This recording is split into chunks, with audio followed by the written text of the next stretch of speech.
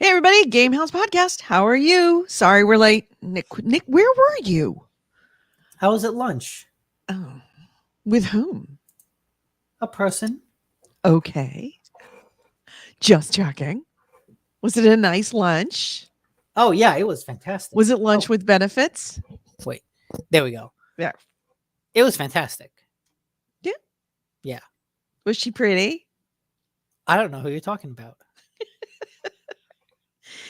I had lunch So, with Jupiter. I took him out for a walk and we grabbed McDonald's. oh, well, lucky Yeah. Jupiter.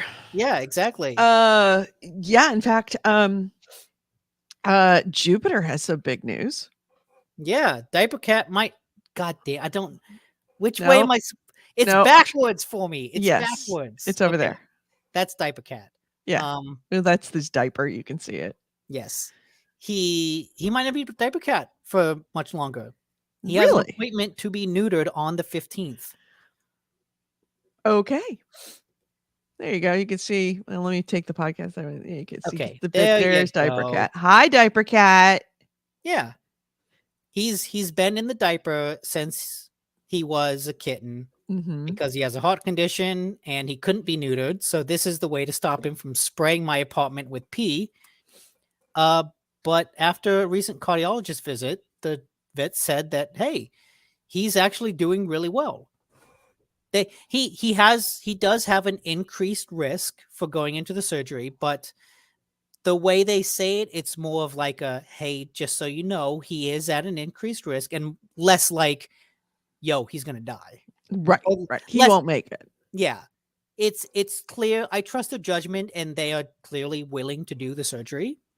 Um. So yeah.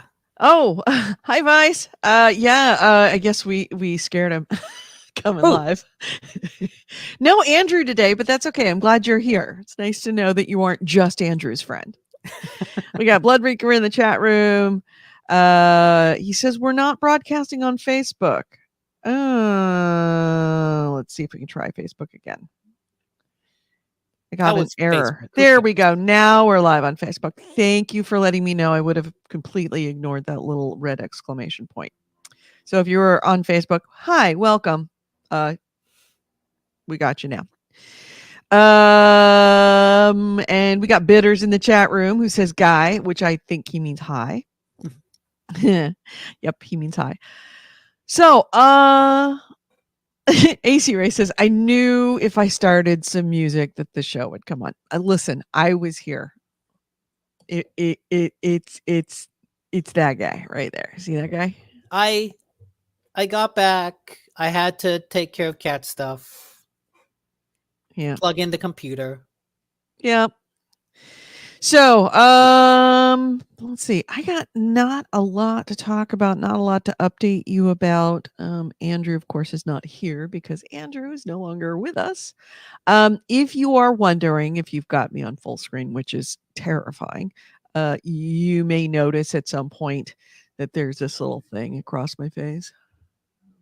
Yeah, it's impossible to notice unless you zoom in. Yes. Well, I am at the age, this is, I like to think that I am the canary in the coal mine for all you young folk. Like you get to see me go through the stuff when you hit 50. And this is one of those things that happens when you hit a certain age, especially if you live in a sunny climate. All you people in Florida, all you young folk who don't wear sunscreen, especially when you're young. Now, I wear sunscreen. I live in sunscreen. This face lives in sunscreen in California and has for the last 20 years. However, the previous 30 years, not so much, especially when I was young. And now I am reaping the rewards. They are slow to come, but they come.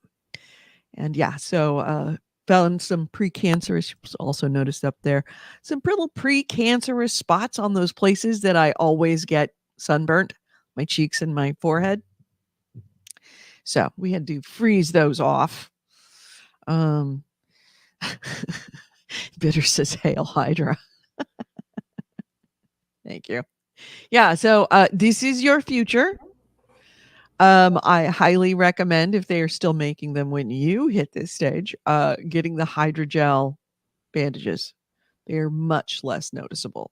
And yes, you will be taking things off of your nose, off of your forehead, off of your cheeks, but it is the right thing to do. And don't fuck around. Just get it done. It takes 30 seconds. They hit you with some ice cold, I think it's nitrogen. And it's like, okay, you're done. It's like, thank you for my 30,000 mile checkup, sir. uh, so yeah, that's what that is. No, I am not being beaten when I didn't walk into a door. Oh, cats. Cats. Well, while Nick is dealing with cats, I will remind you that we are 100% Patreon supported. Thank you to all of our patrons. You are very much appreciated. And if you would like to do it, we don't ask a lot. $1 a month. Seriously, $1 goes a long way with this show. So if you are not a patron, might I ask to chuck $1 our way? It's a pretty good deal considering we do this every week on Sundays. And we do it for a while, a long time, meaning long shows. So patreon.com/GameHounds. All right. So let me start the audio part of the show. Check. Nick, you want to give me some levels? Test. Hello. Perfect. Yeah, you're in pretty good shape. Huh. All right. So let's do this. Oh man, it looks like I might be really hot. Can I pull myself down? Checkity check. Ooh, I am hot. But there's not a lot I can do about it. It's just the way things are without futzing with my board, which is what I don't want to do. I do not want to futz with my board. All right.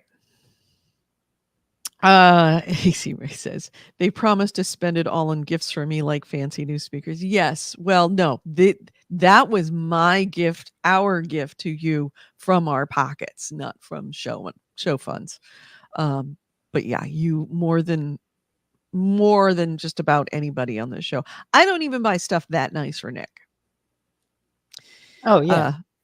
Never. Yeah. AC Wraith, if you are not aware, is our link bitch. He provides all the links for everything as soon as we mention it.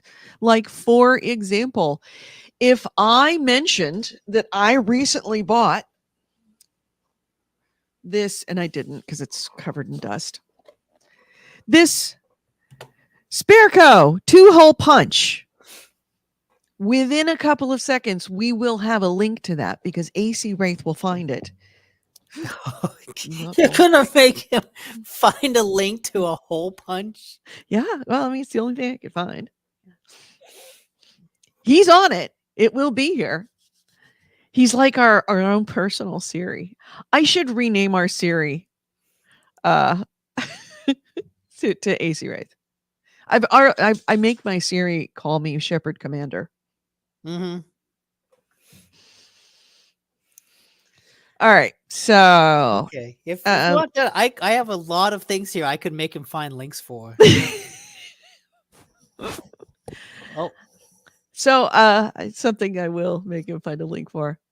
I'm dealing with something right now. Well, we'll talk about it on the show. I need to crowdsource whether I'm doing the right thing. He got it. There you go. Wanted a red one, but oh no, this one isn't red. This is black. So this is the right one. There you go. There's the link. And this is why I pay him in speakers. All right, so Cat also says hi. Hi, Cat. Want to start the show? Oh crap! I forgot. That's right. I do need iTunes open.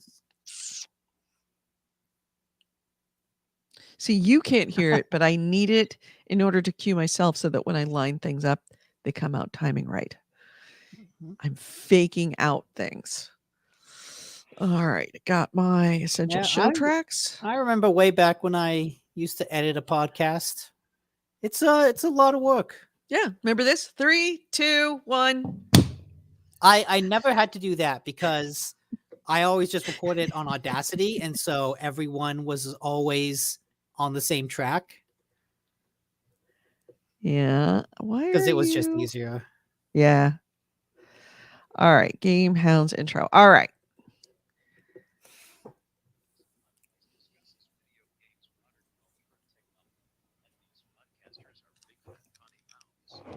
If you're younger than 18 or are easily offended, please stop this podcast now. Oh, and your mom says to take out the trash and do your homework.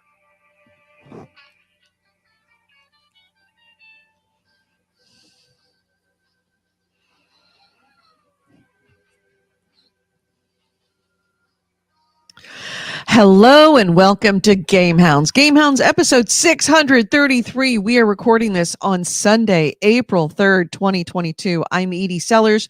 With me is Nick DiNicola, my only other host now. What are you talking about? You have Shepard here. Oh, that's true.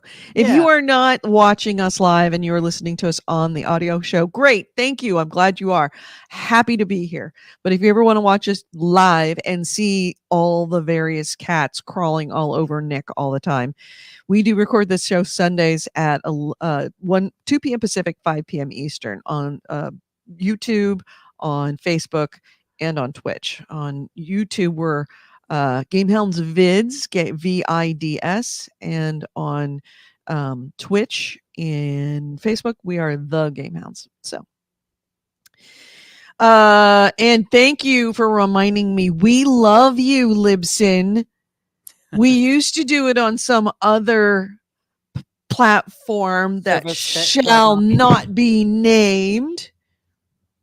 We don't do that anymore because they're jerks. And you know who's not a jerk? Libsyn. Libsyn is our podcast host. They are fan freaking tastic. They are like going back to a really good boyfriend who didn't beat you.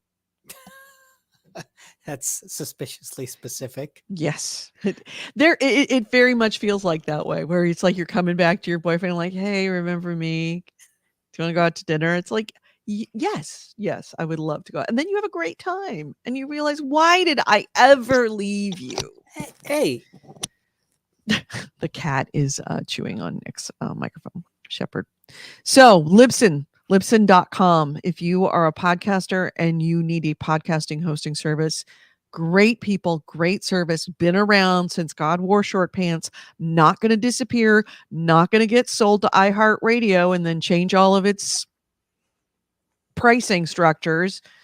No big, ugly surprises, just good, honest service. So, Libsyn.com, if you are a podcaster and looking to and no, they're not paying me. They actually asked me if I wanted to be a Libsyn, I forget what, the ambassador or something like that, some kind of like affiliate where I would advertise. And I'm like, you don't have to. No, because I will happily tell everybody how great you are and not be. This is honest. This is me telling you this. So yeah. I mean, but if you're going to do it anyways, why not get that sweet ambassador check? Yeah, I don't know if it's be a check. I never got a sweet check from Netflix when I advertised Netflix for them. Yeah, it's true. We need to go talk to I'm going to send an email to Reed. Yeah. Yeah. Yeah. Me and him, first name Uh-huh. basis. That's right. And I will play my really obnoxious ads that I made for Netflix. And they were some really obnoxious ads. So, all right. How have you? How have you been? I've been good. I've been very good. I am dealing with an ethical question. Okay. So for I don't know, years, whenever we go to shows, game shows like PAX or whenever, even at E3 they did this. There every once in a while they would have somebody that was giving out stuff like food at the door. Usually it was drinks of some kind. The 5-hour energy drinks, right? And at PAX Prime, PAX West, another one that shows up on a semi-regular is Soylent. Oh, okay. Remember I they know were giving them. out Soylent? Are they still around? Yeah, they're still around. Okay. And it occurred to me that it is just me living alone. One of the things that I'm struggling with, even though I'm a fantastic cook, almost too good sometimes, is because it's just me, I am eating shittier and shittier and shittier because I don't have any inclination to go in and actually make a meal. Hmm. I'm just eating crap, and it is starting to make me feel bad. So I either have to start actually spending time cooking, which I don't have I don't have it in me right now, or I can do something that is actually better for me. And I started looking into not Soylent, because Soylent is not good for you. Uh, Doesn't that defeat the entire purpose then? yeah, it's not. It's you have to do the subscription. It's hilariously expensive and apparently tastes bad, and the stuff that they use in it can give you like bad gut stuff. No. Essentially Why does liquid everybody diarrhea. use it? What? It's not bad for like a one-off, like, I just don't feel like eating. But Hmm. it's not it's if you were gonna pick one, Soylent is kind of not great. However, Huel, which I just hate because of the way it's marketed. I feel like I've seen an ad on YouTube for that. Is it one of those like this is for man? Yes, It's a heat yes. drink. It's a he drink. Yeah. Huel. It's Hu- like Fuel for men is right, fuel. right. It's actually supposed to be human fuel, but Oh, okay. I was gonna yeah, say it's a little bit men can't eat anything that starts with F, because that's it would it's take too away our girly. manliness. Yeah, it's too girly. Too girly. It starts with F. Hmm. Um, so thank you very much, AC Wraith. Like I said, there it is. So I have done some pretty, I'd give average research. And it turns out Huel, of all of these like meal substitution things, Hmm. is actually not bad. It's not Okay. great. I mean, ideally you want to get your nutrients from food, but it's of all of them, this is the one that isn't just complete crap and full of sugar, and Okay. goose up your system. So I did buy some Huel powder, and I may be just going to Huel instead of eating meals. I know this is so wrong. This goes against everything. But when I'm sitting there at 11:30 at night and I realize I haven't made dinner and it's like, I guess I'll just have some Cheez-Its. That's not that's Yeah. See, it's the better problem is that alternative than that. the problem is you've got the box of Cheez-Its there. Right. If the Because Cheez-Its aren't there, then you have to do and it, something else. no, if the Cheez-Its aren't there, then I just like I just open a can of green beans and throw some mayonnaise on it, and that's dinner. That's where we're at. Is that better or worse? Like green beans better, mayonnaise worse? It's not that what I'm putting in it. It's like that's dinner.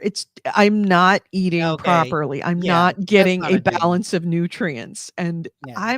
don't want to be fucking up my body just simply because, like, when you're in your 20s and 30s, you can get away with that shit. You bounce Like, back. yeah, I was in college. I was poor. I ate eggs. That's all I ate that for a couple of years because I had no money. Except when I went home to my mom and dad's house. But yeah, I lived on eggs. That you can get away with in your 20s. When you're in your 50s, you kind of need the nutrients. When they disappear, you freaking notice it. So, yeah, I'm actually gonna do this fuel for men. I hope I didn't grow a mustache. Peter says we should try mayonnaise. Mayonnaise. Ooh, well done, sir. Ooh, I wait. approve. You Golf think clap. you know? We could just take mayonnaise, put it in a jar titled mayonnaise, and then It's resell it rebranded. as manly mayonnaise. I think we've got a good gig here. We've got a good, oh shoot, what do they call it? A hustle. Yeah. I finally found my hustle. Vice says, sounds already like your brain tries to forcibly vacate your stomach. Yeah. And AC Ray says, if Nick speaks the truth, there are some unhappy women in the UK. What? Oh, that was for the letters. We can't eat anything that starts with F. Oh, that's right. So, an AC Race, like, no healthy frozen food options, no fast sandwiches like tuna. Yeah, I mean, I'm sure you could find a bunch of healthy stuff like that. you can't live your life on frozen food. It's just it's No. that's also not healthy. Whereas in theory, Huel is a perfectly balanced. If you eat Huel, you get all your nutrients. Mm-hmm. You get all of them. It comes out to 100% of all the nutrients and micronutrients you need. So you're not missing anything. Bitter says he'd buy mayonnaise. Okay, see, we've got our first customer. There are, I don't know that mayonnaise might be a good option for a name because it just sets itself up for some really unsavory jokes. Just lean into it. The ads could be some supermodel getting shot in the face with mayonnaise. You joke? I absolutely would believe seeing an ad like that on YouTube. 100%.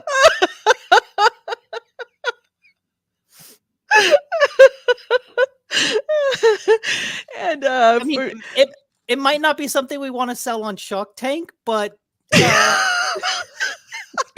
I would go on Shark Tank to sell that. And like, with your first order, you get a free pearl necklace. Oh, gee.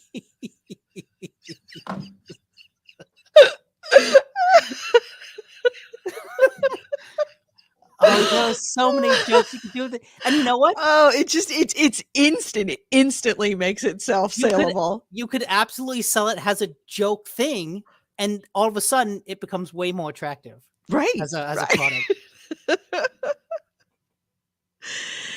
AC Ray says that there are good steamed veggies that come in frozen bags. That's what another thing that I eat is I will eat a bag of frozen veggies. Vegetables are not a balanced diet. That's the thing. It has to be a balanced diet. It's got to have all the nutrients, not just, and if you're just doing nothing but eating frozen vegetables, I'm not saying yes, I am eating unhealthy stuff, but a lot of times I'm eating very healthy stuff, but I'm not eating a right balance of anything. Like, some days I will have nothing but carbs. Some days I will have nothing but vegetables. Or some days I will have nothing but Thin Mints. It's not a good way to live for life. So yeah. And a complimentary cream pie.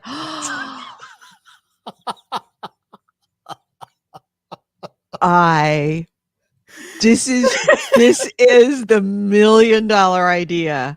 Holy crap.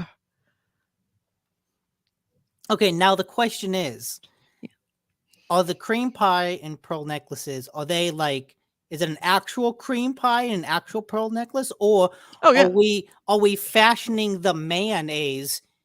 Is it a cream pie made with mayonnaise instead of cream? No, but you could are just little soft balls of mayonnaise that you could like pop. No. You'd have to give away a free real pearl necklace. So that you could just say it's a pearl necklace. No, I mean it's you don't give real pearls. It's like, fake pearl necklace. You can get those for a couple bucks. Okay. And then of course the cream pie, I think that there needs to be a mayonnaise cookbook. Okay. Yeah, and that would be one of the what are the some of the other recipes that would go into a mayonnaise cookbook? I don't know about other recipes, but mayonnaise does double as a facial cream. Actually, you can give yourself a hair mask. Mm. Mayonnaise is not really good for your skin. It's a No, mayonnaise isn't, but mayonnaise no, is. mayonnaise is not good. Yes, Assuming that you are that No. what mayonnaise is it's you put it into you take mayonnaise, put it into a jar and rebrand it. You Yes. really shouldn't put that on your face. You could give I mean- someone a really bad breakout. I mean, we're not going to advertise it as such, but if you want to use it this way, who are we to stand in their way? This is America, Edie. People are free to make stupid decisions. Blood Reaper says, I would go in Shark Tank and take brownies and wait till you're done and give them to the sharks.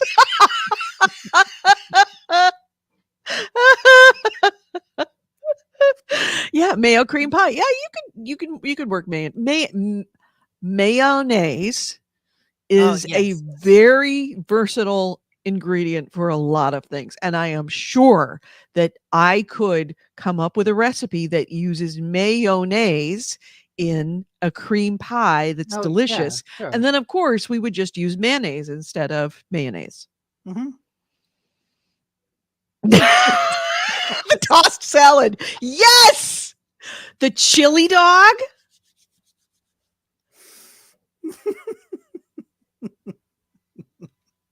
This would work. This would work. Yeah. This would make know us what? at You know least what? $20. This works so well, I'll bet you someone's already come up with it. All right. Well, AC Wraith has not come up with a link for it, so I think it does not exist. How did this show go so off the rails so quickly? This is a gaming podcast. Oh my fucking god! Really? You gonna share? Yeah. See, okay. Let me. No.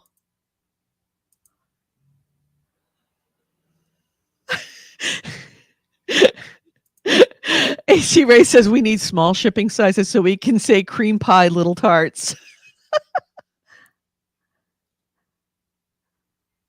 Mayonnaise, mayo for men. Mm-hmm. Oh, Look at that, selling it for $20. $20 for a jar of mayonnaise. Mm-hmm. It could use a boost of testosterone, and that's where mayonnaise comes in. See, and they did change it. Marketing is wrong, entirely wrong. They blended in some jalapenos, garlic, and cream cheese.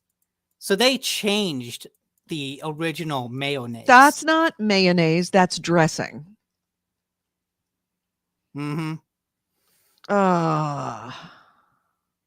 There we go. Thank you very much, AC Wraith. There's the link for it. Mayonnaise. Okay, let's see. Does anything else pop up? Mayonnaise. Okay, here's another one. Gear mousse. Okay, that's the same stuff. One. Yeah. What a shame. What a shame. And they got advertisement on HuffPost. Huffington Post. Oh man. Hey, you know what? This was way back in 2012. They may be out of business, and if they didn't trademark it, we can make mayonnaise and we could absolutely slay it because it's not about the product, it's about the marketing. Yeah, exactly. And we would definitely need to get with Huel. Oh, a collaboration? Collaboration. Mm-hmm. I mean, there's tons of products we could collaborate with. There's the Axe body spray. Yeah, Axe. I'm also thinking of just all the absurd stuff. The water for men. Manscaping.com. The moisturizer for men. These are all things that are real. They are real. Yeah. Yeah. What was That's it? the other super stupid thing. Blue washing as opposed to pink washing. I don't even know what pink washing is. Pink washing? Pink washing is the alternative to what you're talking about of razors for women that are like Oh, 50 okay. cents more expensive. Mm-hmm. Shave gel for women that's $1.50 more expensive, specially formulated for women because it's pink and it smells pretty. Yeah. And it's 50 cents more. Tactical soap. What? Yes, yeah, I've seen that too. Is there really a thing called tactical soap? Oh yeah.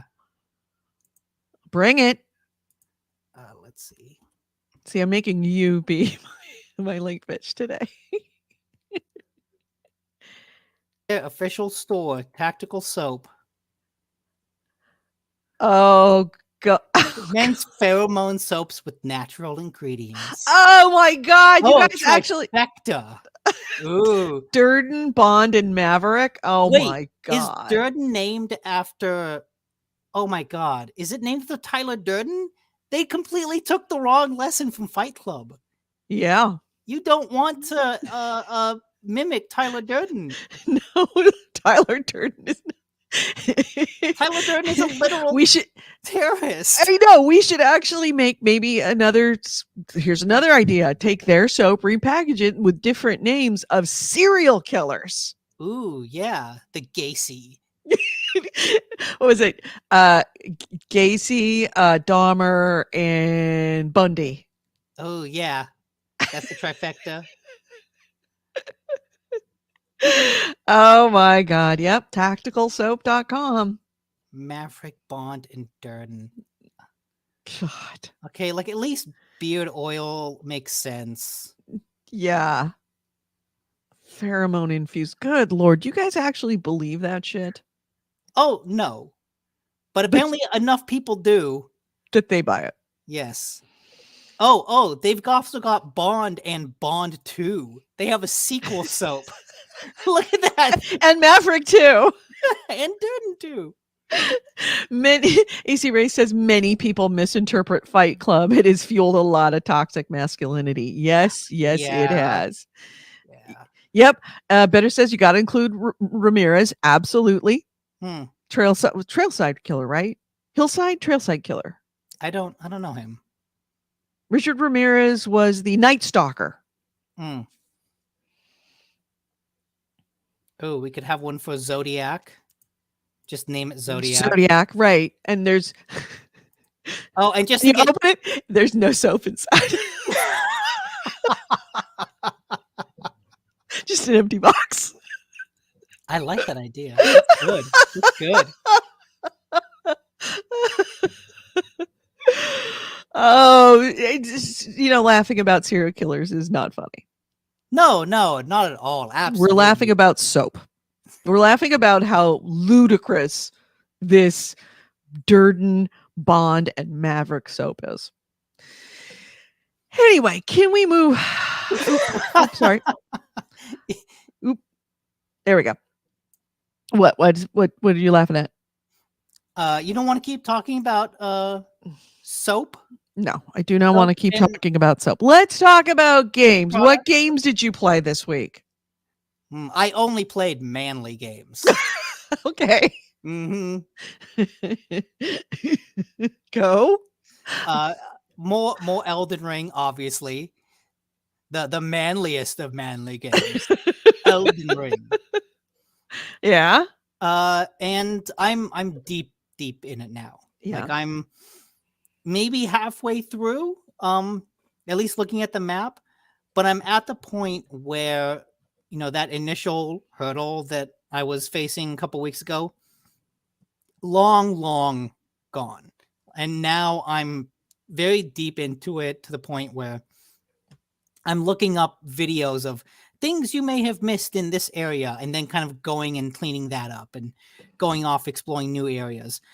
I'm at a point where I've seen kind of half the world.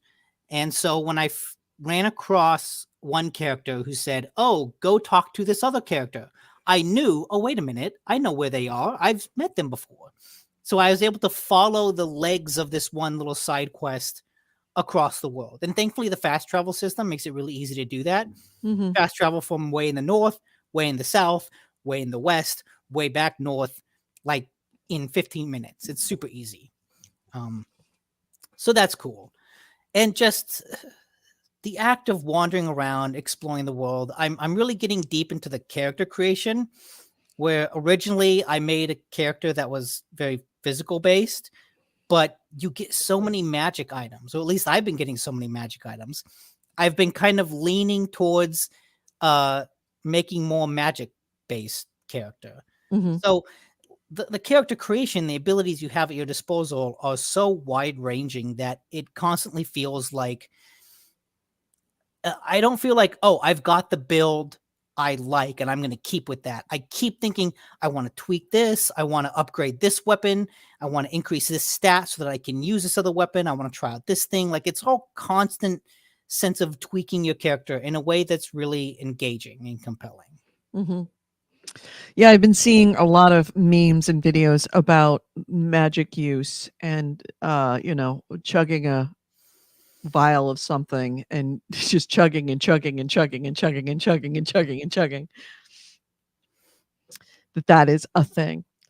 I have fallen deep into like the cottage industry of, because these games from software games are notoriously opaque. They don't explain a lot of their systems. They don't explain a lot of the world. You're just kind of left to go and discover it. And that's fun. But then it leaves a lot of things that you miss a lot of things.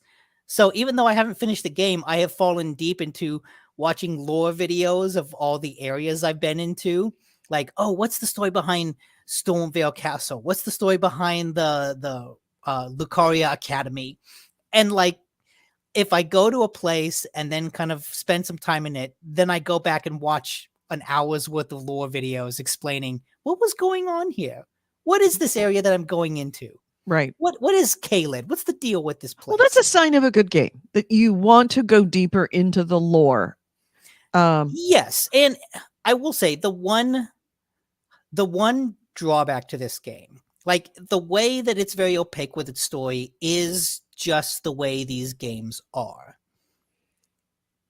I have played enough of From Software games. I do think that Bloodborne and Sekiro were probably much more forward with their story.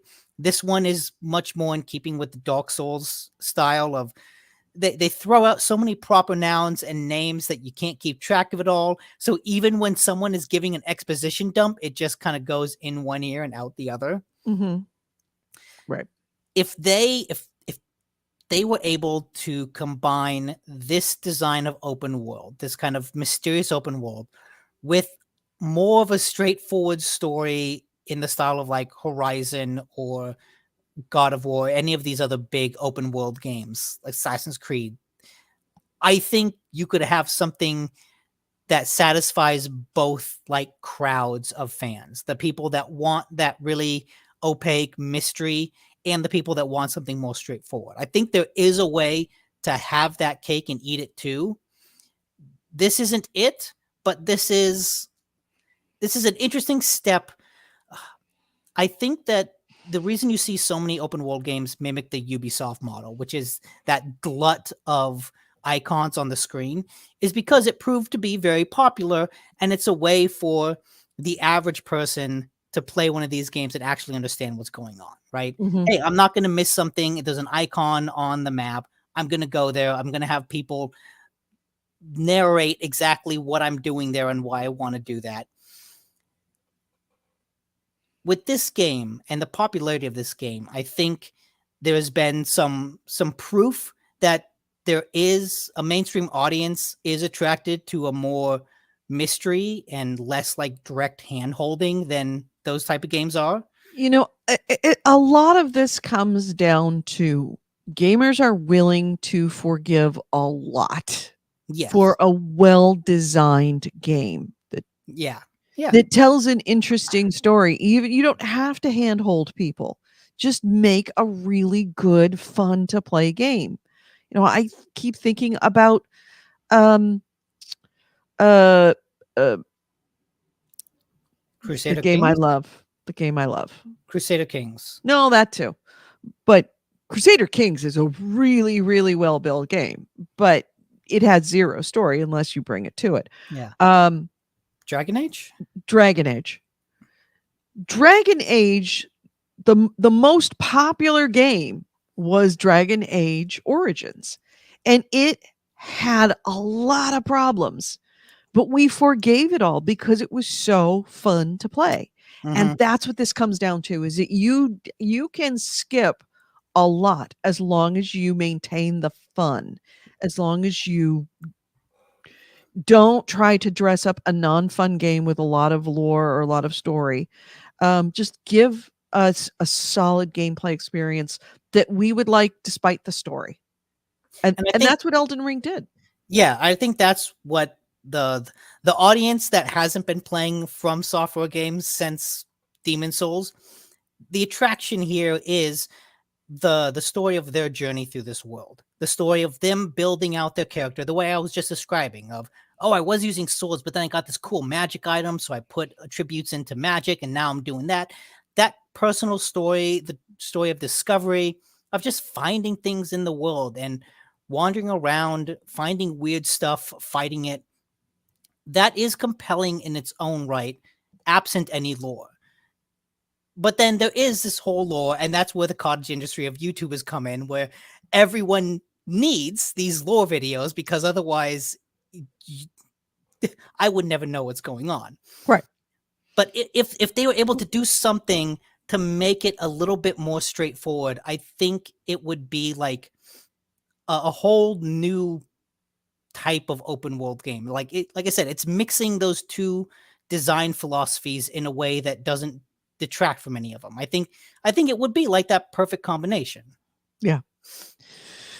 So yeah, Elden Ring, of course, good. What else you play? I played a little bit of Returnal Mhm. because the DLC dropped, and the DLC is this infinite tower. And when they say infinite, they actually mean infinite, I think. So the way it works, you have like a level, and maybe it's a challenge room, like a combat room. Maybe it's a platforming challenge, or maybe it's just a locked door. And if you have a key, you can get past it. If you don't, hey, you just move on. For every 10 floors, you start a new phase. So there's phase one, no, 20 floors. So there's phase one, and then 20 floors within phase one. Then Mhm. you get into phase two, and there's another 20 floors. Phase three, another 20 floors. I was able to get to like the boss of phase two, then I died. But when I looked at the leaderboard, because I thought, I did pretty good. And The then top, you get a dose of reality. the top of the leaderboard was phase 30. Oh, wow. So that's 300 levels? 600. Oh, there's 20. That's right. It was phase 30, floor 7. So they did like 607. 607 floors. Wow. Fucking wild. How long do each of these floors take? It's like some are shorter than others. Some can be a few seconds, and others like 10, 15 minutes, depending on how God, challenging it that's is. like hours and hours and hours Oh, of yeah. play. And so that gets into one of the other things I remembered about this game.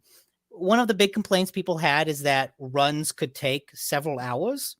I never had an issue with that, mainly because I was playing during the like middle of the pandemic, so I had a lot of time to kill.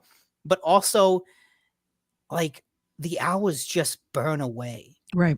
I was playing this like I started around 1, and then I looked up and it was 4. I was like, Mhm. what happened to the time? Right. Where did my There's life go? there's something about the way that it balances combat rooms with platforming rooms with uh, just outfitting your guns, the decisions of, oh, what I found a fabricator, I found an item thing. What item do I want? How do I want to build my character for this run?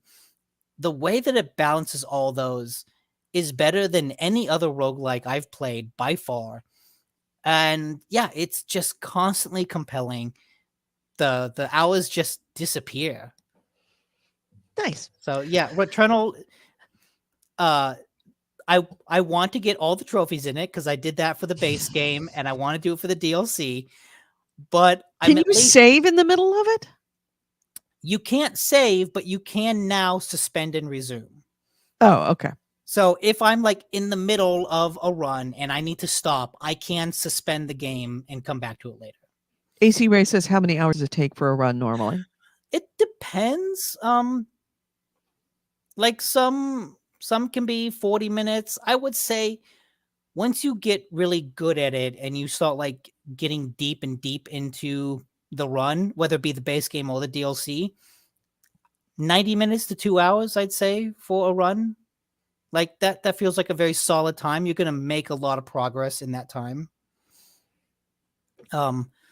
But it feels like the trophies and the kind of story progression there is in the DLC is built around like you getting to the first couple phases. It's not expecting you to get to phase 30. It's not expecting you to go to 600 floors. Right. But I really loved the story of this game. I loved the way that it had this mix of a very personal, tragic story for the main character and equated that with this larger cosmic horror mystery of this weird planet that she's stuck on. And the way it combined those was really, really cool. Thankfully, the DLC is actually adding to that in ways that feel substantial. It's not just here's more combat room. It really is giving more of that story.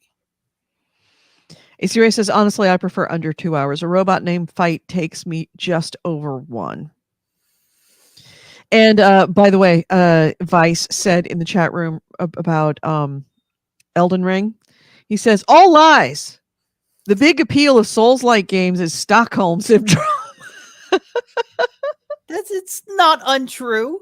Yeah, and I know it's not entirely untrue. No. And Goalie, who's in the chat room, actually, he said, who says hi? He says lore videos really add to the immersion. Yeah, I think, but From Software doesn't it they have the lore available to other people and lets the community make the lore videos for them, which is a smart thing to do. Yeah, but the lore is the lore. Like, sure, there's some interpretation going on, but for the most part, it's people finding the connective tissue and all the item descriptions and putting it together. Right. Like I was watching one video about the outer gods. Like there's me, then there's the demigods I'm going to fight, and then there's like the outer gods that are kind of influencing the world from afar, like the elder Lovecraftian gods. And I'm like, oh, I have a bunch of items from this frenzied flame god. But I never, like, I read the description and thought, oh, that's interesting, and kind of moved on. I didn't think to connect the dots into this larger issue of, oh, this is a god that exists outside the realm of what I'm talking about and encourages people to go mad with fire. Like, I didn't know that. Mm-hmm. But I do agree with Goalie. If you watch a lore video for an area and then you go into it, it feels different. Like, yeah, find my way through the castle and then learning, oh, this is what it meant, as opposed to learning what an area means and then fighting through it. Right. That's how I felt with when I did play. Why am I having such a bad brain cramp day today? Dragon Age Origins. That because I had read David Gator's book before I played the game, because I had access to it because it was given to me at an EA Play, and so I read it, and the fact that I came into it, it was like, oh, I understand who these characters are, and I understand the backstory of these people from the minute I meet Alistair, from the minute, like Alistair, who Alistair is and why, what was the guy that was the guy that hated him, why he hates him so much, because he's the son of his best friend and the girl he loved, who chose the best friend over him, and that's why he hates him so much. It's like, oh, I'm privy to this information that had I not had that lore behind it, I would never have appreciated like the magnitude of the gravity of what's going on. It's Mhm. like a whole extra level. Like you feel like you're in on a secret about the game. Yeah. And just It adds a richness to it. yeah, knowing the context of why something is happening is good. And that's something that the From Software games never really get into. Like the why is always But they rely upon the you community driven. to do it, and that's really, really smart. It is, but Because it creates more of a community. It gives people an yes. ability to create content, which people always want to do. Oh And yeah. A, it's cheaper for them to do it. And B, it develops this community. It develops this conversation that's going to be had about what is, what isn't. It leaves things to interpretation. Yeah, and I have wondered, like, would a game like this hit big in like the PS2 era? You know, the pre-internet era where that type of community was harder. It would I not it don't would not know. work without not only that, but content creators.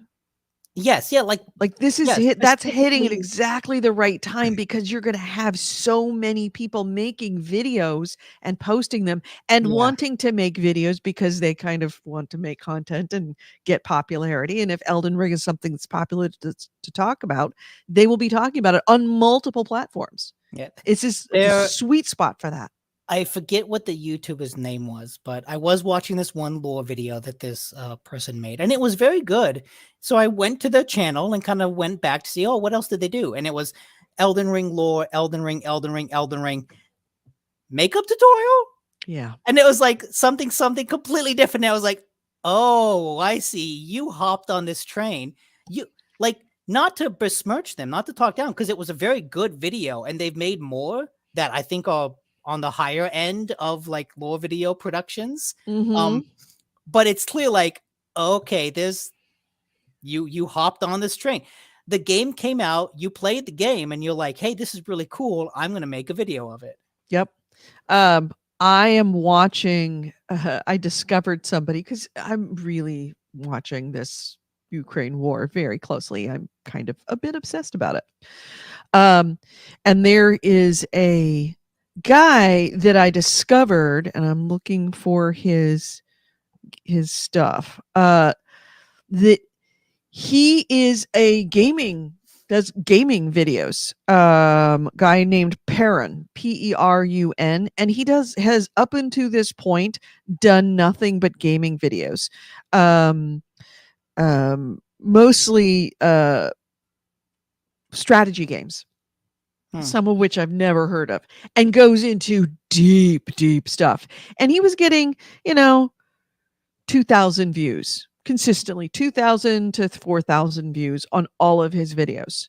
He started doing an analysis of the Ukraine war, prefacing that I am not an expert. I am a spreadsheet jockey, and I know what armaments are because of my history playing realistic war games and what their capabilities are. So I'm going to talk about this just from my perspective. And all it is a half an hour PowerPoint presentation on things like, um, is this the end of the tank because of this war? The use of drones in the Ukraine and how this may be changing the way that different countries view drones.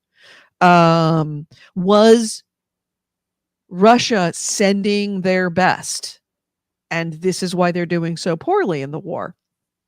These are half-hour PowerPoint tutorials or PowerPoint presentations. He immediately went from getting, the week before he did his first one, he was getting 3,000 views, 4,600 views, 2,900 views. The first one that he did, 1 million views. Wow. Second one, 443,000 views. The end of the tank, 474,000 views. So yeah, people jump onto things, and I don't blame them. If they have something that they feel that they can lend a different perspective, or even just talk with any kind of relative facility of the subject, why not? that's what content creators do, is you're constantly trying to reevaluate what you're doing if it's what you're doing isn't sticking. So if your makeup tutorials aren't sticking, but your Elden Ring review, lore videos are, do your lore videos. That's the common sense thing. I don't blame anyone for being able to make that pivot. Oh yeah, there was another guy who he made gaming videos, but they're all like Mountain Blade Bannerlord, Mm-hmm. and then he made some Elden Ring videos that's like 10 things you missed in this area, Right. and those have really blown up. And I was disappointed initially to find that they were so new, because I thought I want more. I want, like, uh uh there's an area I've been to that you don't have a video of. I want to know what I may have missed in that area. So now I have to wait for him to make the video. And it's like, oh, damn it. I don't want to That's wait. how they do it. That's how content creators are born. Yeah. So, yeah, yeah, thank you for providing me that. And if you want a really, really interesting analysis of the Ukraine war from a military perspective, do check out that channel, Perrin, on and don't look at the video game stuff. Look at his analyses. Really interesting. Goldie also said a bit ago that he misses a lot when he plays, so the lore videos fill Yeah. it in for him. Right. Which, yeah, that also goes for any video game. I've seen videos like lore videos about BioShock and Soma that are just really well produced, like summaries of these stories. But like Mhm. there's an audience for getting the game of a story without having to play the game, right? Right. Like, show me the story in a condensed form. Basically, make it a movie or a TV show. Right. I don't ain't nobody got time for that, to go Oh, through the yeah. wiki. You But go through the wiki and games send me the cliff notes. games are long, man. Mhm. Even A lot. short games are longer than a movie. Yes, they are. So anyway, my game this week has absolutely zero lore. It has absolutely zero story. And Okay. I bought it yesterday afternoon, and when I looked up, it was 2:00 in the morning. Mm. And I've spelled it wrong. Stand by. There we go. Worldbox. It is on Steam. It is a god simulator. That's the best way I could describe it. It's just, you start off with a map, and some tools, and then you drop animals and people into it, and then the people all have their own, like, free will. Okay, kind of like that other top-down game that you and Andrew really like. The funny one. Yes, except there is no except there is no story that actually, because that's a small group. What is the name of that? Yeah. Damn it, I'm gonna have to look it up. It's very, very similar to that. So it's you can battle anything. I mean, it's not even just battling; it's just a god simulator. Now, the videos I'm going to bring up are people that have created their own, and that's the thing. You start off with the world, and you create your own. You can create your own map, your Okay, own so you can land. create land too. You create land. Okay. You populate the land, and then you just let things fight each other, or not fight each other. Try to survive. Try to grow.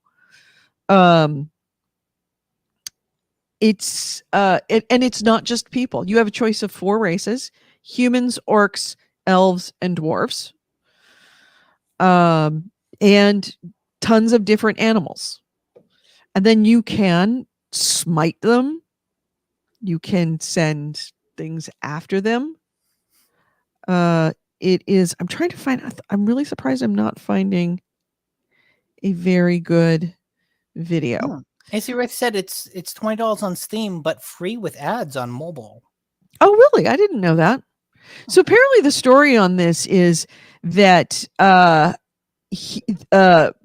it was a game that the designer had created in years ago as a flash game, and he'd had enough people that asked him about it to uh make it again. So he made it, and it's in early access right now in theory, Okay. but it's still pretty well developed. So I don't know why I'm having such a hard time finding a video of it. What's your story been like in it? There's no story. I'm just trying to like I am literally a fickle god. I just go around and watch things and try to make sure, see if I can get some kind of balance between all four races, because of course dwarves hate elves, elves hate dwarves, orcs hate everybody, humans hate nobody. But they tend to hate themselves and start wars with each other. So this guy has it really speeded up. But yeah, he's actually creating the world and starting a world war.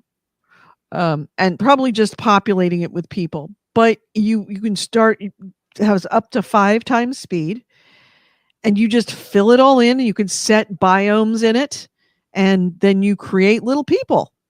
And these people run around and grow and create societies, and then have wars with themselves or with others. You could conceivably make one big giant circular piece of land, put mountains between the two of them, and fill them up with cats, rats, rabbits, foxes, and dogs. And then just fill it up with hundreds of them with an auto clicker, like thousands of them with an auto clicker, and then remove the mountains. Okay. Have There you are other been things you can throw a zombie virus in there. Have you been preferring one race to the other? Like, well, I would have been really trying to help the dwarves. The dwarves have do one of two things. They either fail miserably, or they take over everything if you give them a little too much okay, effort. they're all or nothing. They're all or nothing. Humans, immediately as you put the humans down, the freaking humans start like create 2 kingdoms, 2 separate kingdoms wherever they are. You put them on a big piece of land, they're going to create 2 separate kingdoms of humans. Whereas elves, you throw them on a piece of land, they will create one large elf kingdom that will take over the whole world. Okay. Dwarves are kind of like that too. Orcs, fucking orcs, you got to put those guys on a fucking like island, and then every time that they start building ships, just destroy the ships, because they will absolutely take over fucking everything. My latest one is that I'm now mad at the orcs because they killed the dwarves again. So I'm sending zombie alligators and bears over there. Okay. If they're on an island, you could have like a zombie outbreak on the island and then destroy any ships of theirs as it tries to leave, and just no, they never try to leave. Okay. They never leave. I got one little island where I was like, just to see, and I just threw a zombie virus on there because I was a little angry at them because of something that they did. I can't remember what it was.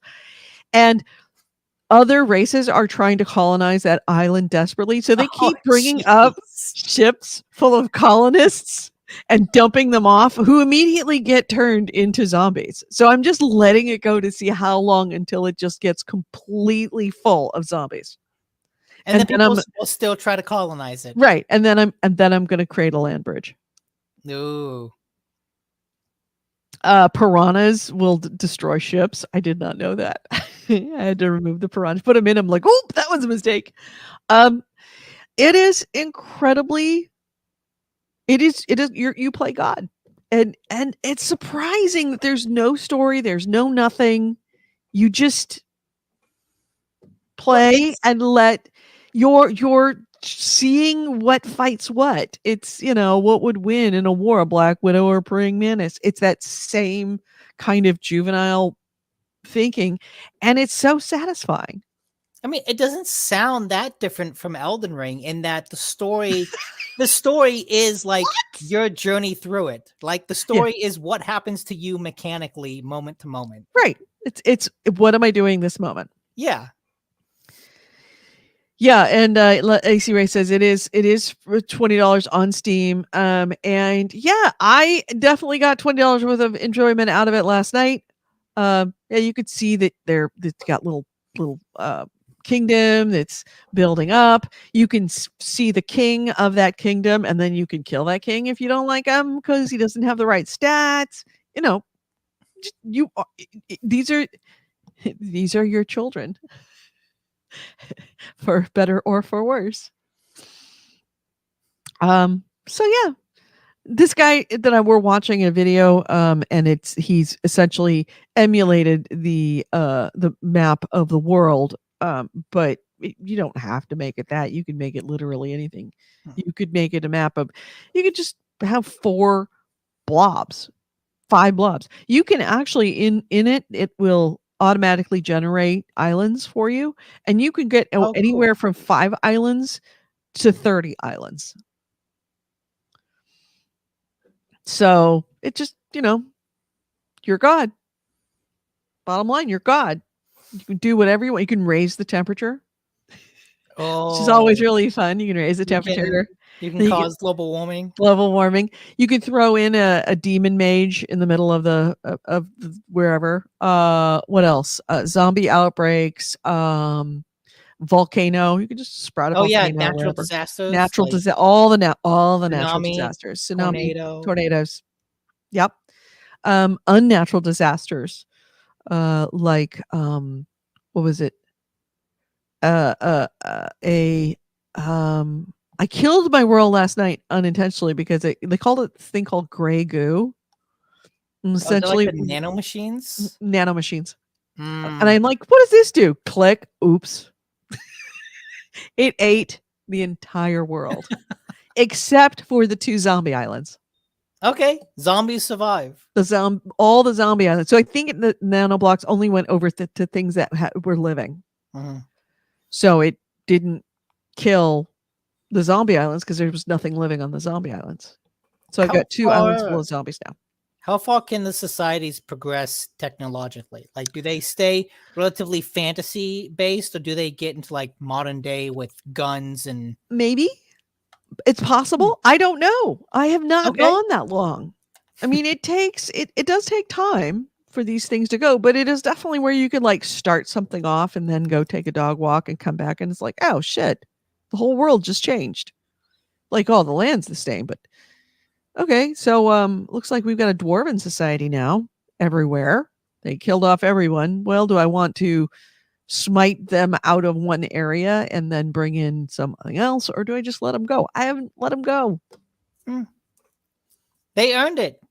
Yeah, They earned their exactly. place atop the food chain. Yeah. Bitter says I should try totally accurate battle simulator. I should. I want to. I think that one's on Game Pass too. Is it? I think I've downloaded it. Hmm. Yeah. Vice says it reminds me of that famous Shakespeare quote when he wrote about that tragic story and the battle of the heroes and their journeys and character development and the Elden Rings and once more unto yeah, right. I remember that quote. Yeah. Yeah. So, Yeah. that's what I played. Cool. Anything else before we hit the news? Not games to play. All right, then let's hit the news. This is the GameHounds news, the news, views, and commentary of the week in gaming with Edie Sellers and Nick DiNicola. And our first item is Oh, the biggest news is PlayStation revealed their semi kind of sort of Game Pass equivalent. yeah, that is by far the biggest news. It is. All right, well let's break it down. Let's break it down the what they announced. They announced that they created what is ostensibly to be the Xbox Game Pass killer. That's what they want it to be. Well, I don't no one looking at this and comparing them would say that it's the killer. Yeah.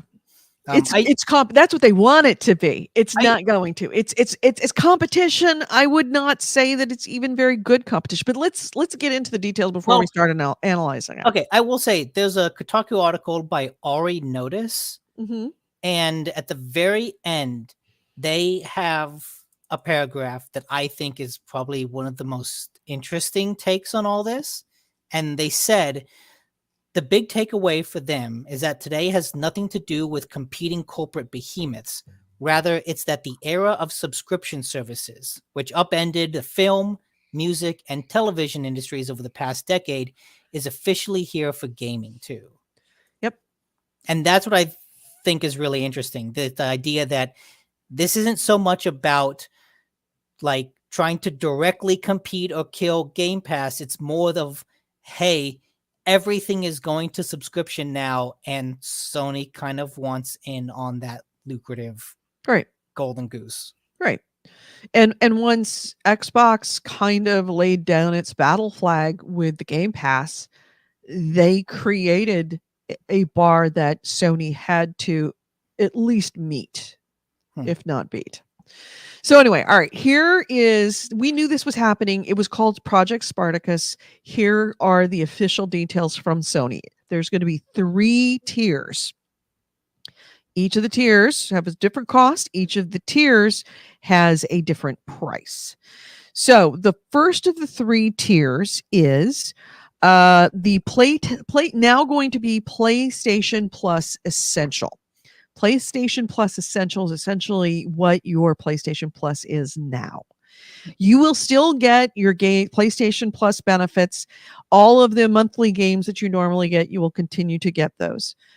You will still be allowed to do online multiplayer as you are now, and still get discounts on the PlayStation Plus or PlayStation Store. That is $9.99 a month, $24.99 a quarter, $59.99 yearly. Remember these numbers. We will be talking about these numbers. The next level is PlayStation Plus Extra. I even actually wrote extra because I forgot that was the name. I was going to say, I thought that was a joke, like extra, extra, super, super duper. And then PlayStation I was like, Plus, then plus, extra, extra plus, extra. S plus X series. PlayStation Plus divided minus. So yeah, PlayStation Plus Extra has all the benefits of the essential tier, which is the free monthly games, the online multiplayer, the PlayStation discounts, or the store discounts. Plus, they're going to have a back catalog of PS4 and PS5 games. That includes stuff from the PlayStation Studios, along with third-party partners. And these are downloadable for play. That's going to cost you $14.99 a month, $39.99 a quarter, or I'm not even giving you 99s. $15 a month, $40 a quarter, $100 a year. And that's basically what Game Pass is. Right. Except this is only for PlayStation 4 and PlayStation 5 games. Right. Now, PlayStation Plus Premium.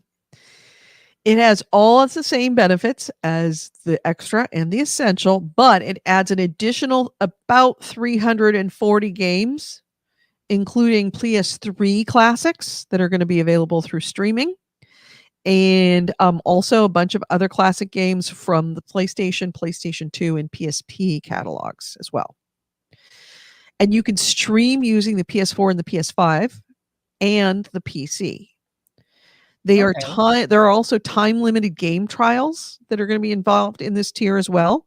So you can try games before you actually buy them. Some of the games that are going to be included in the first half of 2022, when this starts up, is going to be Death Stranding, God of War, Marvel Superman, Marvel Spider-Man Miles Morales, Mortal Kombat 11, and Returnal. Okay. Now the price on that is $18 a month, $50 a quarter, $120 a year. So let's talk about these numbers, my friends.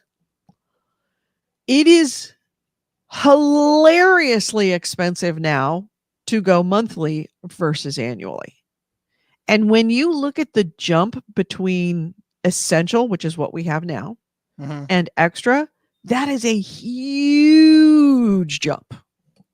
Especially when we're talking about per month. It's a double jump, right? It's $60 a year to $120 a year. Right. You're going to pay, well, 60. The difference between monthly to yearly is double.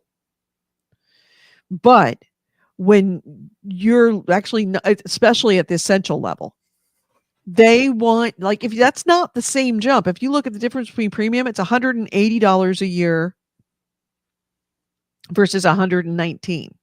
No, that is not a double jump. Premium is $120 a year. 180 if you buy it a month to month. Oh, okay, month to month. Well, 190, 200.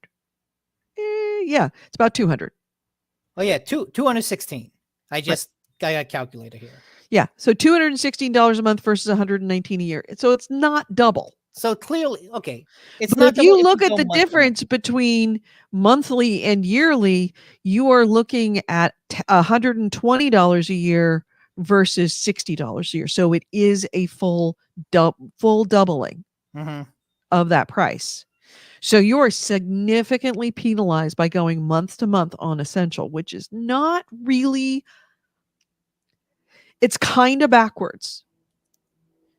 People that are month to month on the lowest level tier, those are the ones who, the reason why they're not buying annually or a higher tier is probably because they can't afford it.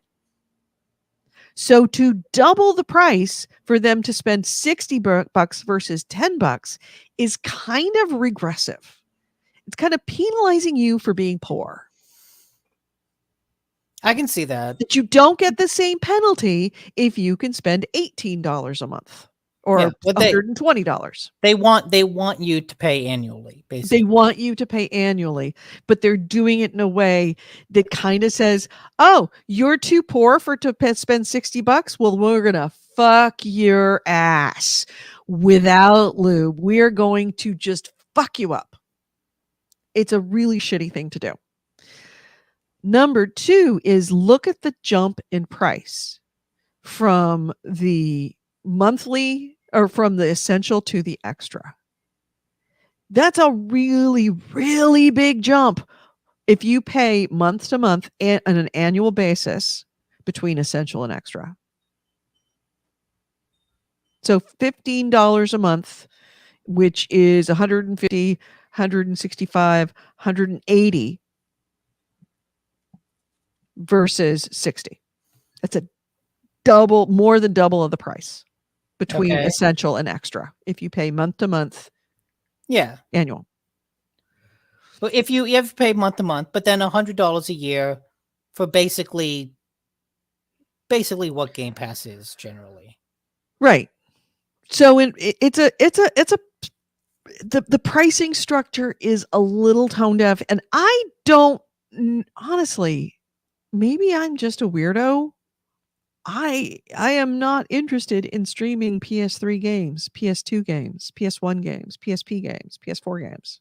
Well, then, I mean, that's kind of nice because you just don't have to get that tier. Right. The only thing that's nice about it that would entice me is the try before you buy. Yeah. But that's the only thing. But what I think is interesting about this is when you compare it to Game Pass's cost, Game Pass only lets you pay month to month.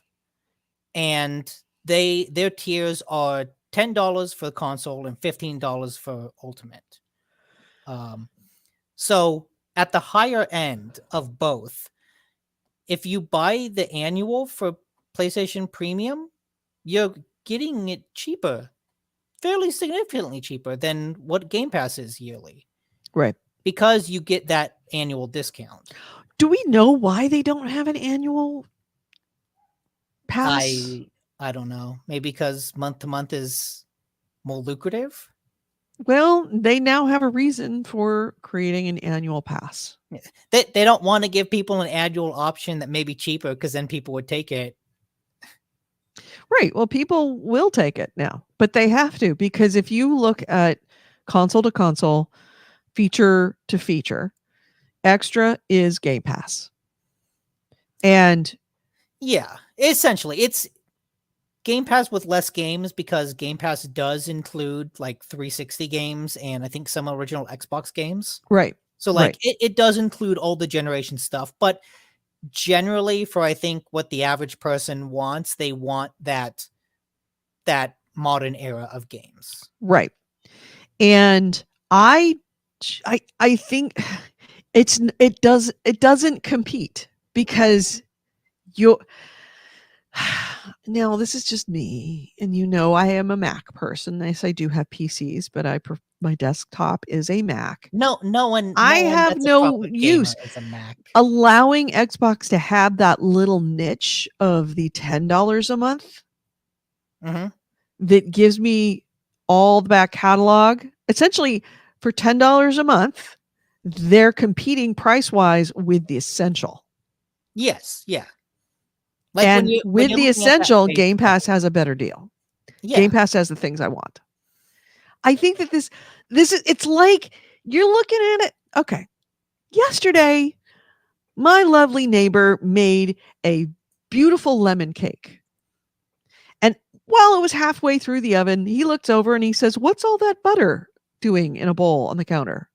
Oh shit. I left out the butter. That's what this is. It's like it wants to do something, but it doesn't quite do it. It's like somebody didn't figure out how to compete with Game Pass.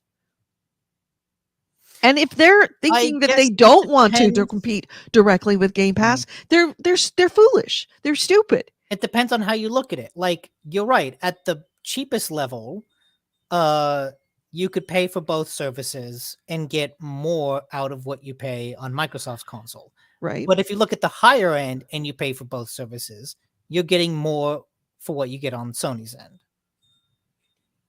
Maybe they're trying to brand themselves as the elite, exclusive, high end, the luxury console. I mean, I think they always have been, especially when you consider that their first party output is like the prestige single player games that win Game of the Year awards, right? The God of Wars, the Uncharted's, the Last of Us's. Sony, at least Sony first party is really playing in that prestige sandbox.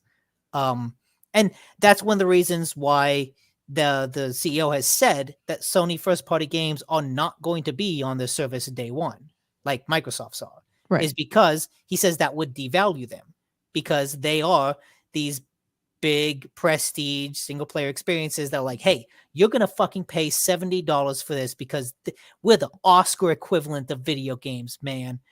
And they want to keep that air about them. So yeah, I could totally see them leaning into the idea of we're the prestige console. We're where you go for like great single player experiences. Right. I can see them leaning into that because, like, truthfully, for the most part, that's kind of true. Mm-hmm. Like, if you want single player experiences, PlayStation has more to offer than what Microsoft does generally. Vice says, "I don't get what is your problem? You just pay a bunch for the PS Plus, and then the online service, and then you can play with your friends and show off your few $100 cars that you bought in GT." Yeah. Oh yeah, we didn't mention it, but the Gran Turismo microtransactions are kind of awful. Yeah. And the fact that they added it after the fact, was even worse. So, I'm this doesn't make me want to buy it. Put it that way. Well, okay. But here's the funny thing. I pay for the essential plan, right? That's PS Plus, what we have now. And I like getting the monthly games and downloading them. I like getting some of the extra discounts. I am generally a person that buys a lot of games. If I see a game that I've heard is good, it's on sale, I'll buy it, and I probably won't play it for 2 to 3 years. That's the kind of person I am. I have a lot of disposable income, but not a lot of time. Right. I have both consoles, and this is me talking from a very privileged level here. I have both consoles. I have Game Pass. If I have Game Pass, I don't really need the equivalent on Sony. Exactly. Because it's the same games that would be available on both. Exactly. So, like, to be fair, I think it's good of them to offer something like this, because if you only have a PlayStation, whether it be 4 or 5, then it's good for you to have some type of option like this. But if you do have both consoles, then you really only need one of these services, because Right. like, oh, I can play. I think last week 3 games came out on Game Pass that I really want to play, but fucking Elden Ring is like a terrible addiction that Right. I should Yeah. try to break. But I can imagine those exact games coming out on the Sony side, and it's like, oh, I'll just download them to this other console and play it. But why would I do that? Yeah. Yeah. Yeah. And I mean, it's the fact if that you also looking at this in the bigger sphere of availability of the PlayStation 5. Right now, you can get, it takes a little bit of work. You can get an Xbox Series S or an Xbox Series X. They are available. Not terribly hard to get, a little bit of effort, you can do it, and at manufactured suggested retail. You still can't get a PlayStation 5. If you're somebody who has nothing but the Xbox One or the PlayStation 4, and you really want the PlayStation 5, but you can get an X at this point, you might just get an X and get the Game Pass. Once that's happened, then that here doesn't make you're not going to get them to buy the extra pass once they've bought the Game Pass. You have to take availability of the consoles, of the most recent consoles, into consideration when you look at this plan. Yeah, but this also does apply to PlayStation 4. So, like, this, right? But anyone that has that console too. Yeah, the people that are Sony fanboys, the ones that will not, for any reason, go over to Xbox, those guys and gals will be fine. They'll probably get the premium because that's who they are. But they're in the minority. The largest majority of people who don't have a next gen console, they're going to come to a point where they're going to have to ask the question, do I want to wait another year for a PlayStation 5, or do I want to get an Xbox Series X now? Okay. Well, I mean, and once they've done that, they're going to get Game Pass. I mean, the sad truth is, like, if I look at both of the consoles, I do think the PlayStation 5 kind of offers more. The Xbox hasn't really done a whole lot to justify its existence, I feel like. Really? I feel exactly the opposite in my house. Yeah. PlayStation, yeah, I'll go on it for some things that, like I play with you, or, like some things. Neither console has that killer app that justifies the jump, but at least the PlayStation has a fancy ass controller that does cool stuff. Yeah, the fancy ass controller that does cool stuff. But also, we have them. If I had neither right now, I would get an X. But what I'm saying is, if you have neither, you're not missing out on much. Yeah, well, true. Except look, Elden Ring is on PlayStation 4. That's the only game you need for like the rest of the year. But it's the way I see it is like with any streaming service. I subscribe to Netflix and Hulu not because they share content, but I do it for the stuff that's exclusive, right? There are some movies that are shared between them, but then there's a lot of stuff that comes to Hulu that's not on Netflix, a lot of stuff on Netflix that's not on Hulu. With gaming, we just don't have enough subscription services, obviously, because there's only kind of 2 major players in the gaming space. Right. So we kind of haven't had a chance to see what that dueling subscription service looks like. Are there going to be a lot of shared games across these 2 libraries? True. That's another very big question. Or is it going to be everyone that's on Game Pass is not on the PlayStation 1 and vice versa? What is it going to be like? Yeah, that's a huge question, because if there is a lot of doubling, that's bad for Sony, not bad for Xbox. Yes. It's a win in Xbox's column. Yeah, because like they were first, so people probably have it, and it's like, well, that's just less incentive to get the other one. Yep. But AC Rate does bring up a good point too.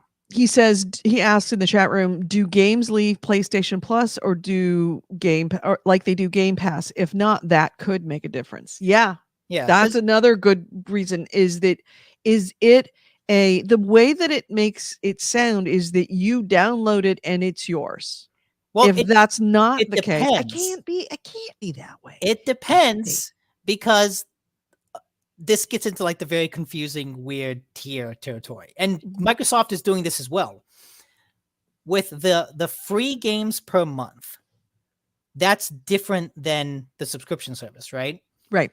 So the free games per month, you download them yours. The They're games yours. with gold. Okay, yeah, on Microsoft's end, on Xbox, the games with gold are the free games you get each month. And when you download those, add them to your library, they're considered yours, even if you stop subscribing to Xbox Live. But the Game Pass games are different. And if you are not online, you can't play those games. You need to be online. You need to be subscribed to Game Pass to play those games. With PlayStation on Sony's end, the free games you get per month are only available to you for as long as you are subscribed to PlayStation Plus. The moment you stop subscribing, you will lose access to those games, even if you have downloaded them. And I assume that their Game Pass equivalent games, their PS Plus extra games, will work similar to Game Pass, where you need to be online and a constant subscriber to play them. So there's like, oh, you can get all these free games, but it's like, hey, that one is free with an asterisk, that one's free with an asterisk, that one's free with an asterisk. Like each console has like these weird tiers of free with an asterisk because nothing is ever really free. But it's like, I know PlayStation already has this thing that's like a PlayStation, I forget what they call it, but when PS5 came out, they offered a whole bunch of PlayStation exclusive first party games. PS Now, wasn't it? No. This was like hey, PlayStation 5 came out. Here's a whole bunch of PS4 first party games for free. Like God of War is free. Oh, right. Ratchet and Clank, and then a whole bunch of other games that were just like, hey, you got a PlayStation 5. Welcome to the PlayStation family. Here's a bunch of classic stuff from the last gen that you can download for free. I think that's available to people even if they don't have PlayStation Plus at all. But then a lot of those same games are going to be included in the extra tier. So I don't fucking know. There are so many free offerings from both people are offering so many different Can somebody make a incentives. lore video for this shit, please? Oh yeah, they'll have It to. It needs a lore video of what's free and what does free mean in all of the different contexts. Yeah, both people are offering so many different games as an incentive to get their service, and so many different games in so many different ways that it requires practically a flowchart or an Excel spreadsheet to get all of it. I know for myself, I haven't downloaded most of the games with gold that are offered each month just because I don't remember that they're there. Like I remember that the PlayStation ones are up, but I always forget, oh, that's right. The Xbox offers its thing because I had a PlayStation 4 for like 7 years. And so I've kind of gotten into the habit of, hey, I'll log in, check the store, download what's here for a month. For the Xbox, I just don't have that muscle memory, and I keep forgetting. And oh, also, that's right, it's they offer honestly stuff. buried. They really do bury those free games, those games with gold. Yeah. They're not easy to find. You have to go looking. Andy Pandy says, by the way, hi, Andy Pandy. Let them keep the butter and at least my cholesterol. I'll be better off. Good vibes. I don't understand what you mean, Andy. Explain that. Explain it to me. Like I'm a 2-year-old, because I am. But I don't think this is bad. I think it's definitely a different service than Right. what Game Pass is, and I think that's good. I'm glad that they're not trying to No, I think it's bad. 100%. I don't. I think it's don't bad that they're not know. competing. I don't want them. They've essentially said, "You do you, boo. I'm gonna go in the Yes, corner and do something I. different." That doesn't I. seem that great. It's It doesn't expensive seem and that. doesn't seem that great. But again, it's expensive, maybe on the low end month to month, but like yearly on the high end, it's not. And I want to see Sony take a different approach because I don't want both manufacturers to try to be the same exact thing all the time. Like I'm glad that there is some sort of differentiation between them. Yeah. AC Ray says, said it's because the tier doesn't have butter. Your words, 80. Yeah, exactly. This whole the whole thing doesn't have butter in it. It's like a half made. It's like a really good start on a really good cake. They forgot to add the butter. Yes, thank you very much. Keep the butter. Probably better off. Yeah, but it's not as tasty a cake. Yeah. It's all right. Andy, you're watching a delayed stream. I don't blame you. So shall we move on? I think we've beaten that horse till it's Yeah. Wait, do we know when this is starting? Oh, yes, we do. It is gonna roll out in the first half of this year, which is coming up soon. So it's gonna Okay. start in Asia in June, and then it's gonna roll out in the US and in Europe after that. We don't know when, but Okay. it's starting in 2 months. Let's see, April, May, June. Yep. Sometime in the next 2 months or after 2 months in Asia. Okay. So, yeah. All right, next big item that got announced is that E3, and I have misspelled that again. What is up with my spelling, dudes? Do you misspell the E3? No, I misspelled officially. Oh, okay. I was gonna say E3 is spelled exactly how it sounds. Thank you, Nick. It's worth saying, You're worth such pointing out. He's such an idiot. E3 is now officially and totally canceled. Despite the fact that, what was it, like last week, ESA sent out a bunch of emails, or maybe, yeah, it was 2 weeks ago. They sent out a bunch of emails to developers asking their interest in a virtual ESA or a virtual E3. Well, no. I guess they got the responses. They got their answer. ESA on Thursday notified all its partners that E3 will not be held this year in person or as a virtual event. So they have dropped all the plans for the in-person show. They've now officially dropped the plans for a virtual event. Here's their quote. E3 will return in 2023 as a reinvigorated showcase. Really, will it? Really? We'll see. That celebrates new and exciting video games and industry innovations. We previously announced that E3 would not be held in person in 2022 due to the ongoing health risks surrounding COVID-19. Today, we announced that there will be no digital E3 showcase in 2022. Instead, we will devote all our energy and resources to delivering a revitalized physical and digital E3 experience next summer.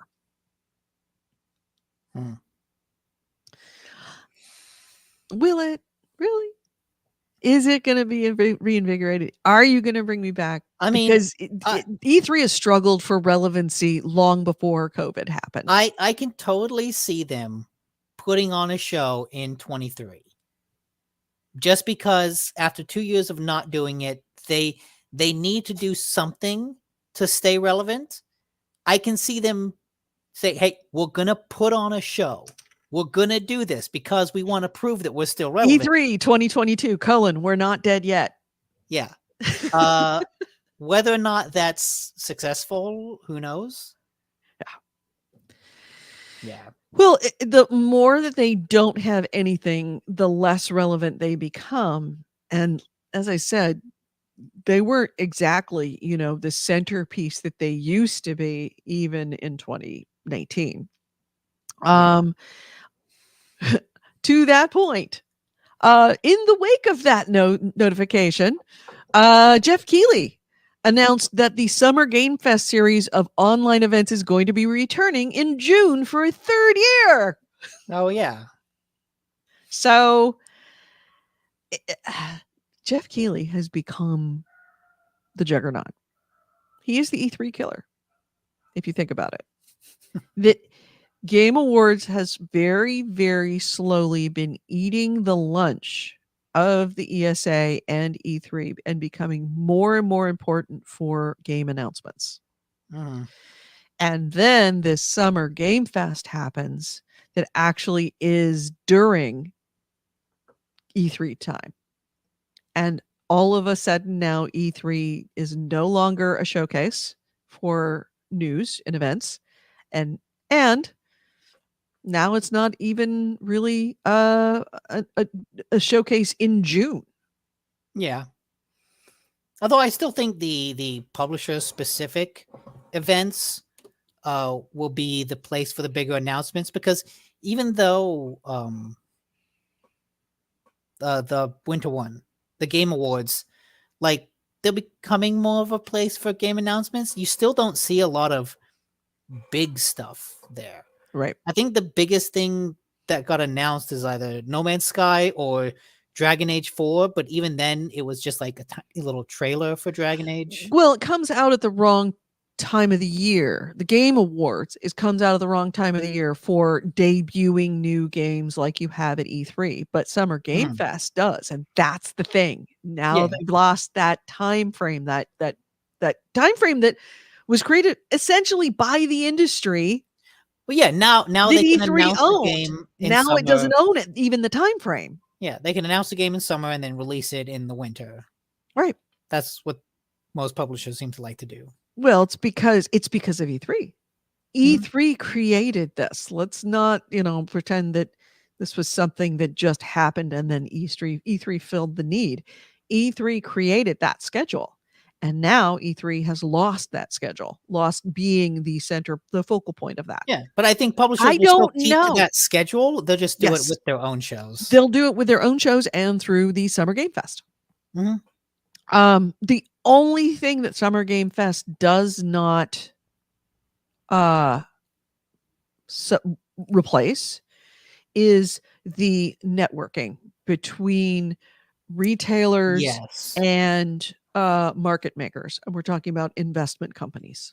Well, even then, just like publishers and developers, E3, like it was a good place for that in-person talking. Like people made deals at E3, and that is probably the bigger loss. People with it, made is- decisions on what to advise their clients of what stocks to buy this year, when to buy them. Well, I'm thinking not just that, but like actual deals between publishers and developers. Right.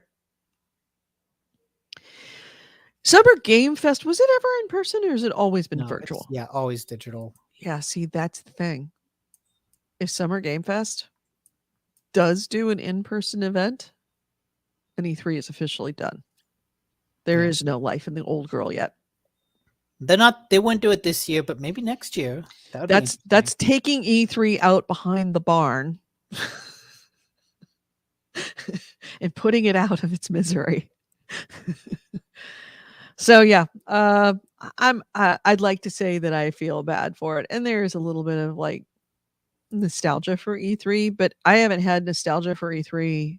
The E3 that I'm nostalgic for hasn't existed for at least a decade, since Yeah, Kinsey for a Hall, while. since when it became nothing but AAA titles, when they got rid of all the independent gamers, when they got rid of all the small niche hardware makers, when they just were like, no, we're about electronic entertainment, meaning our members, not you.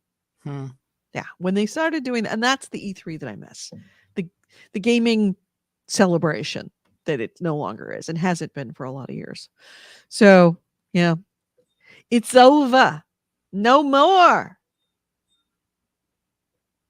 Next item.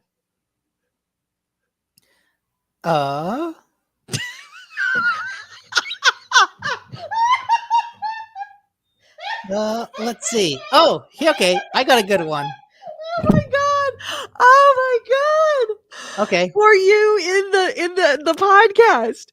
AC Wraith posted to me, and Oh, AC Wraith now officially, you right there, you have paid for those speakers. AC Wraith posted to me a link for the old Yeller death scene from the movie of 1957.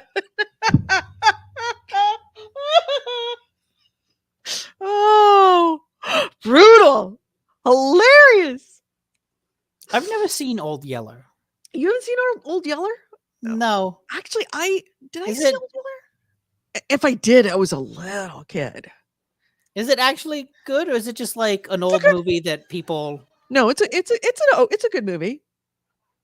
It's definitely dated, but I mean, you know what the story's about, right? Not really. Well, now that I'm watching this clip, there's like a pit bull that they're locking inside a crate. Did Old Yeller get rabies? Yes. Is Cujo based on Old Yeller? No. Yeah, all spoiler alert, Old Yeller catches rabies and they have to shoot him. Would you share this? Because I can't pull it up. Why is see. this like a classic movie? It's a classic movie based on a classic book that kids used to read in school. It's actually really, really good story about the loyalty of dogs and also social commentary on what was going on in the South at the time. Okay. I don't get any of that from watching a kid shoot a dog. Yeah. Yeah, they make the kid shoot his dog Mhm. because he is. And the reason why he got rabies is because he got rabies from a rabid, what was it? Something was attacking them. Was attacking the kids, and Old Yeller defended the kids to keep the kids from being bitten, and then caught rabies from that animal that was attacking the children. This just sounds like a less interesting version of Where the Red Fern Grows. Yeah. That was No. the book I read as a kid. Yes, So Old Yeller is Where the Red Fern Grows. I'm gonna say Red Fern over Old Yeller. I'm gonna put those on top. Blood Reaper says, Old Yeller, he's the damnest dog I ever seen. Yep. That's oh,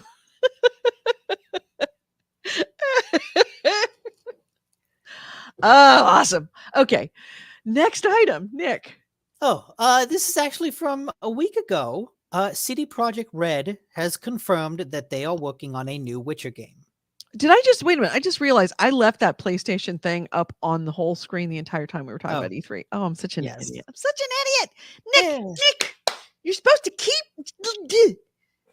chat room. Where were you to tell me that I had that thing still up? We need to give people a lot of time to look at the tiers and the pricing and understand what comes with each of them. You guys are assholes. Tell me that my bra strap was sticking out. God. Okay, but my it says skirt Wolverine. was stuck in my pantyhose. So what were you talking about? So Bitter says Wolverine and Sabretooth attacked Old Yeller, and I want to see that movie. I want to see the That's right, it was a Wolverine, wasn't it? It was a rabid Wolverine. That's how Old Yeller gets rabies. I want to see the Marvel equivalent where Wolverine and Sabretooth, the X-Men, attack a golden retriever. Golden retriever. That then has to be put down because it got rabies. I wasn't a golden retriever, he was a golden lab. Okay, golden lab. Because everyone knows, like, Wolverine totally has rabies, right? Yeah. Anyway, next item, Nick. Okay, yeah. CD Projekt Red said they're working on a new Witcher game. Oh my god, why do you look up this shit and not tell me? I saw this. I saw this in the Discord and remembered it from a week ago, but it's worth talking about because the image that they teased it with was like a talisman of what was it, like a talisman of a cat or something, which is interesting because the talisman that represents Geralt is a wolf. He's the white wolf, right? So by teasing this, especially with the tagline "A new saga begins," so with that tagline coupled with a talisman that's not the wolf talisman, I think it's generally assumed that the protagonist of this new game is not going to be Joel.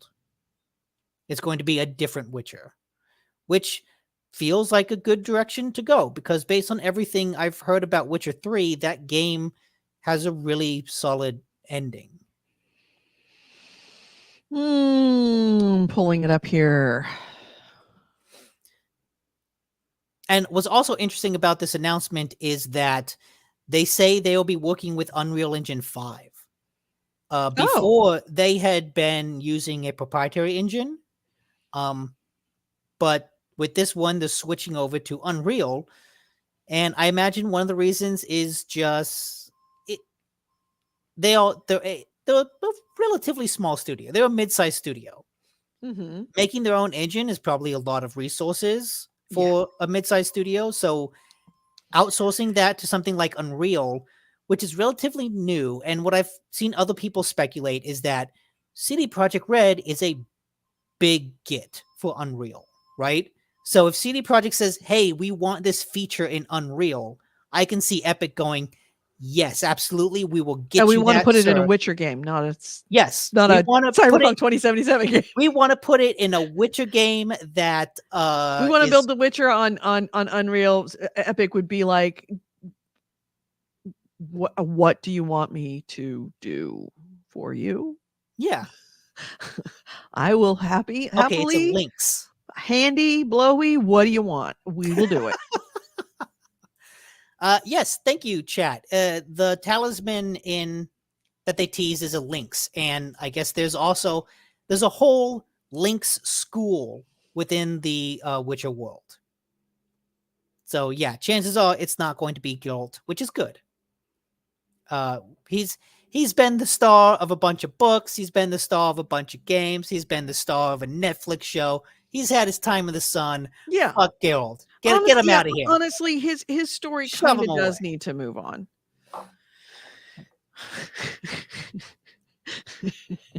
The tossed salad. Yeah. Okay. Oh, and AC Wraith, from the article, he says it's not an official school in the books or games, but there's a lot of fan-made content about the Lynx school out there that CD Projekt could canonize. Well, it looks like that they might very well be embracing. Yeah. It's hard to argue that they aren't from this. And of course, he's looking up the wiki for the lore. Okay. Witcher 3 is a game that has a lot of lore, but also like tells it very directly to the player so you know what the fuck is going on at all times. Right. It's actually very good about that. Yeah. I'm excited and honestly, CD Projekt Red they need a win. Yeah, they kind of do. They really, really do. They need to redeem themselves. Do you think that Cyberpunk 2077 has tempered any of the enthusiasm about a new Witcher game? I think it should. Okay. It should temper the enthusiasm enough that people go into this next game, wanting it to be good, but not with like the same level of like insane hype that Cyberpunk had. Cyberpunk had a lot of hype and expectation around it. And there's an element of that is a self-inflicted wound. Yes, like there was an CD Projekt Red really leaned into that. Oh yeah. And it was an unhealthy degree of hype. And hopefully its debacle brings that hype down to more reasonable levels. Yeah. I feel like they and BioWare are in a very similar boat at the moment, where they both need their next games to be really successful. Both of them tried something new, failed with it, and are now going back to a well-established well. BioWare with both Mass Effect and Dragon Age, CD Projekt with Witcher. But honestly, I actually have way more faith in CD Projekt to make a good Witcher game than I do BioWare to make. I do too. A good anything. Bitter's already said I'm less likely to pre-order. Yep. I feel the same way about both Mass Effect and Why am I having Dragon Age? Why am I having such a brain cramp on that? I'm feeling very much less likely to pre-order for both of Yeah. those, and I'm less likely to pre-order for Witcher. Which, good. Like, the truth is, don't pre-order games. Don't pre-order games. It's really unnecessary. You don't need to do it. You can buy them digital day one and get everything you need from that. Yeah, honestly, yeah. There are occasions that a pre-order bonus might make sense, but in general, now Right. that digital distribution is the mainstream, I mean, back in the day, you pre-ordered because you might not get it if you Yeah. didn't have the pre-order. Yeah. That doesn't exist anymore. So there is no, or if you got a like a high-end $200 pack, you would end up with some pretty cool swag to go with it. Now, with digital downloads, the pre-order swag doesn't really exist, and Yeah. pre-order isn't necessary. So just buy the vanilla game. And the truth is, like, I think most of those goodies that would come with a pre-order bonus are now just offered as goodies that come with the game when you download it. Right. AC Ray says, I doubt PC gamers will care. Cyberpunk 2077 went from being okay to great for them. Yeah, that's Okay. true. Well, We're looking at this from a console specific Yes. mindset. That was a very different experience for PC gamers. They're a crazy bunch. But they also get the best games and they get the best gameplay and they certainly get a superior experience in many ways. Really, you think so? They have to use. I guess they don't have to use a keyboard. They don't have to use a keyboard. But also, like, is it really that superior? They got to deal with fucking graphics cards. We've seen what Andrew had to go through. Yeah, that's the thing. It's now it's getting the PC. Mm-hmm. Yeah. I've always thought that most PC stuff is a lot of work. Bitter says, I haven't pre-ordered since Deus Ex Human Revolution. Really? You pre-ordered that? Well, I'm sorry. But then again, I'm saying that as somebody who pre-ordered Destiny. Oh, yeah. Oh, you don't have a leg to stand on. I have no leg to stand on. What else did I pre-order? Everything I pre-order fails horribly. I pre-ordered Back for Blood. Oh, that's right. And that was on Game Pass too. Well, it's because the pre-order allowed you to play it early. Oh, okay. I pre-ordered No Man's Sky. Did I pre-order that or did I just buy that? You did. But okay, I'm also one of the weirdos that likes No Man's Sky. Right. That liked it even before they made the changes to it. Oh yeah, absolutely. And I stand by that. Mm-hmm. I stand by that. But I'm not pre-ordering. I also pre-ordered a lot of really good games. I pre-ordered Assassin's Creed games. Yeah, so. The thing is, I remember the good pre-orders that I did, like an Alan Wake special edition that came with a book of fiction supposedly written by Alan Wake. Like that's a really cool bonus. And the game was good. Mm-hmm. I don't remember the bad ones. The last collector's set I got was Corey. I bought it from Corey Wallace, who sold me his Pip-Boy edition for Fallout that I still have on my shelf. That's cool. And I'd taken it out once, played with it, and put it back, and that was it. But I really wanted that Pip-Boy. AC Ray says, I've never pre-ordered anything, and the last game I bought during launch week was the original Shadow of the Colossus. I've always found it overhyped. There's times that it's worth it. There's definitely times. Speaking of which, we didn't talk about it. You know that there is a new David Gator movie coming out, or David Gator game coming out. David Gator? He did a Dragon Age thing, right? Dragon Age. It's not a Dragon Age game. Let me see. I keep on forgetting the name of it. Okay. It's a role-playing musical. I don't know how I feel about that. Yeah. By the way, your internet just got bad real quick. Oh, yeah. Let me. It's called Stray Gods, and it's coming from his new studio, Summerfall Studios. This is their first project, and it's a mythological musical adventure game. Um, uh, yeah, it's called Stray Gods, the role-playing musical. It takes place in a modern fantasy world and follows the story of Grace, who is granted the power of a muse that enables her to draw others into musical numbers. It's not all song and dance. She's given the power after the last muse of Greek mythology dies in her arms and finds herself drawn into a secret world of gods and monsters who live among humanity.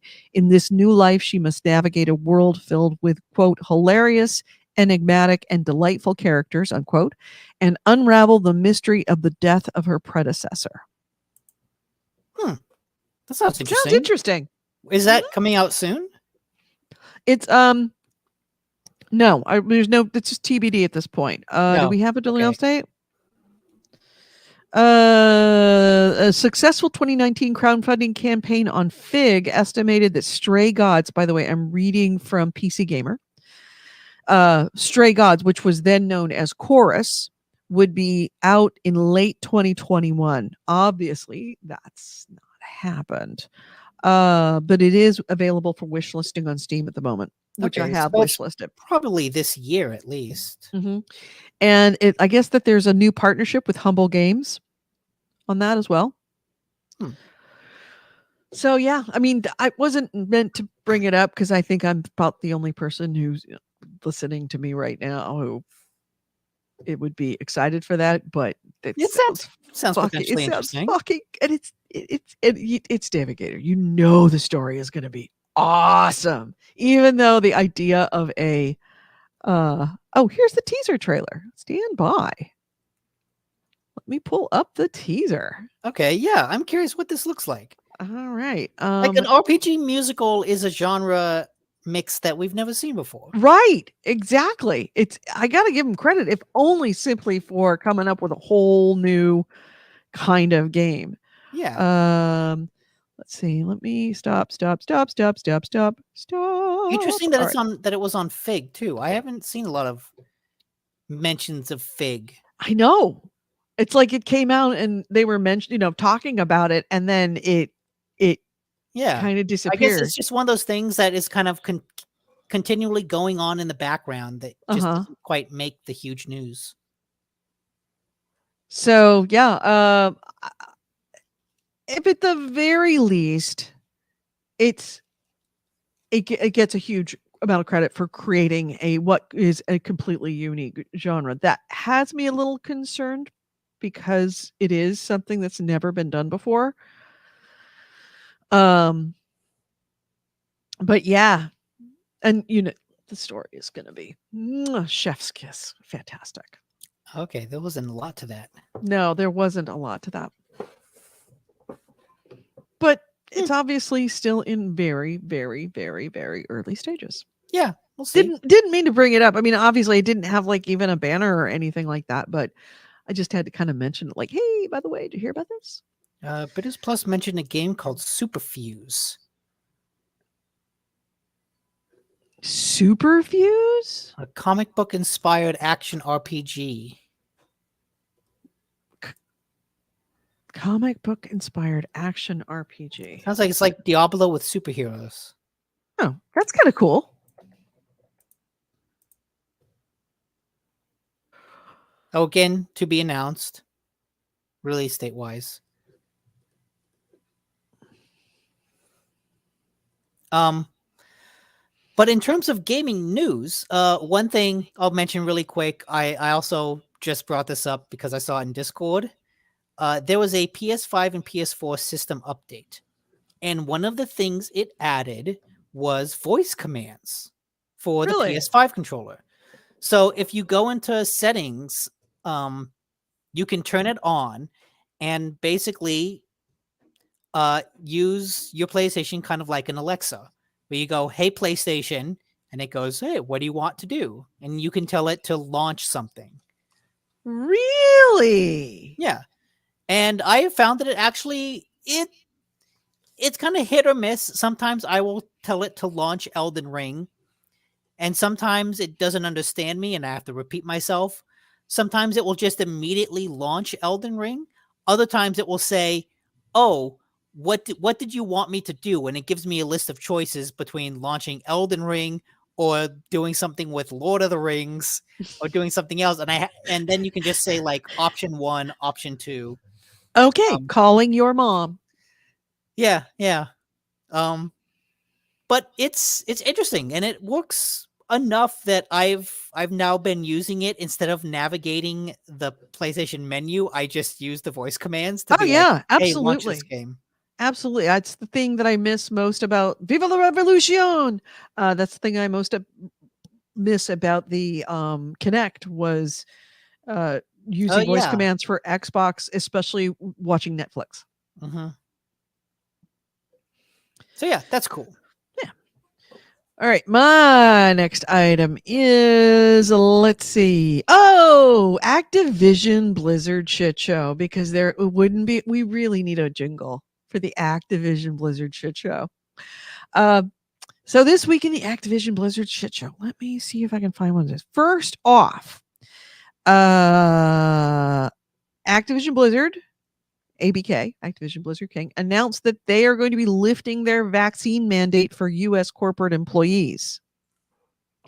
So, according to the company, that they're going to be moving back into offices, requiring people to come back into the offices, and there will no longer be a vaccine mandate for people working in the offices anymore. Shortly after that, ABK, the organization of Blizzard employees that are advocating for better working conditions, announced that they will be walking out on April 4th at 1 p.m. Eastern Time in protest of the fact that they are now being not only dealing with a shitty workplace where their bosses treat them like ass and chase them around the office like that. Now they have to deal with unvaccinated employees coming into the office. The ABK has made 3 demands for the company based on this. They say 1, an immediate reversal to lifting the vaccine requirement. 2, remote work should be offered as a permanent solution.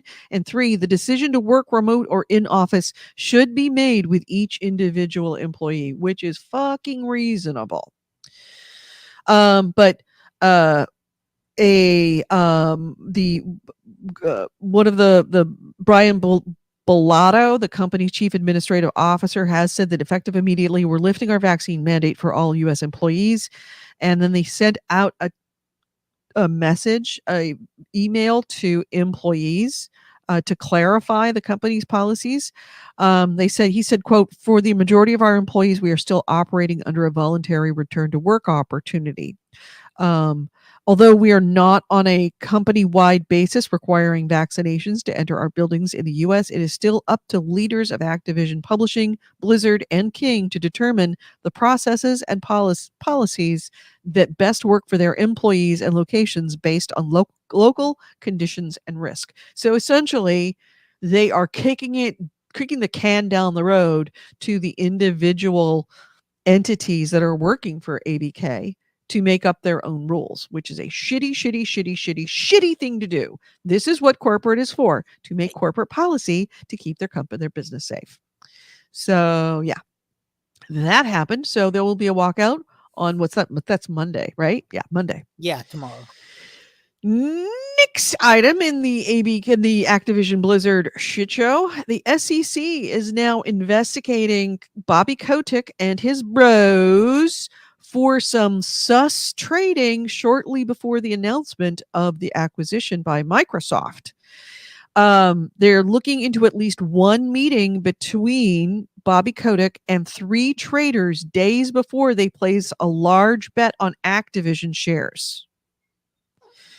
CEO Bobby Kotick met with Alexander von Furstenberg in the week before von Furstenberg and media moguls Barry Diller and David Geffen bought options to purchase Activision shares at $40 each on January 14th. Just days later, Activision agreed to be acquired for $95 a share by Microsoft. something that Bobby Kotick absolutely would have known. And it's a little bit suspicious. Bobby Kotick has a meeting with a trader, and then a bunch of whales buy a bunch of options at a low price. And then a couple of days later, Bobby Kotick announces that they're told that everything's being sold and it's now $95 a share. That is insider trading. That is very, very, very, very illegal. That is go to federal pound me in the ass jail. So the Justice Department is investigating the matter of whether the options trade violated any insider trading laws. The SEC is separately conducting a different civil insider trading investigation as well. So, Justice Department and the SEC both highly raised eyebrows over that. Yeah. And AC Ray said, didn't we do this already? And I think I mentioned it a couple weeks ago, but I think now the SEC is actually investigating it. No, the SEC was investigated. Now the Justice Department is investigating. Now they're getting into it. Yeah. Thank you for the list of the ABK walkout demands. And yeah, I'm with a better ABK, but I don't know. Update: Activision Blizzard ends, then quickly reinstates the employee vaccination requirement. So I guess they already did. Good for them. Then never mind. I was just gonna say, never mind. I don't know how successful the walkout would be, considering that like the rest of the country is kind of going in that direction already. Well, a lot of the country is going in the direction of not requiring masks. My company no longer requires masks, but my company absolutely requires vaccinations. Okay, do they?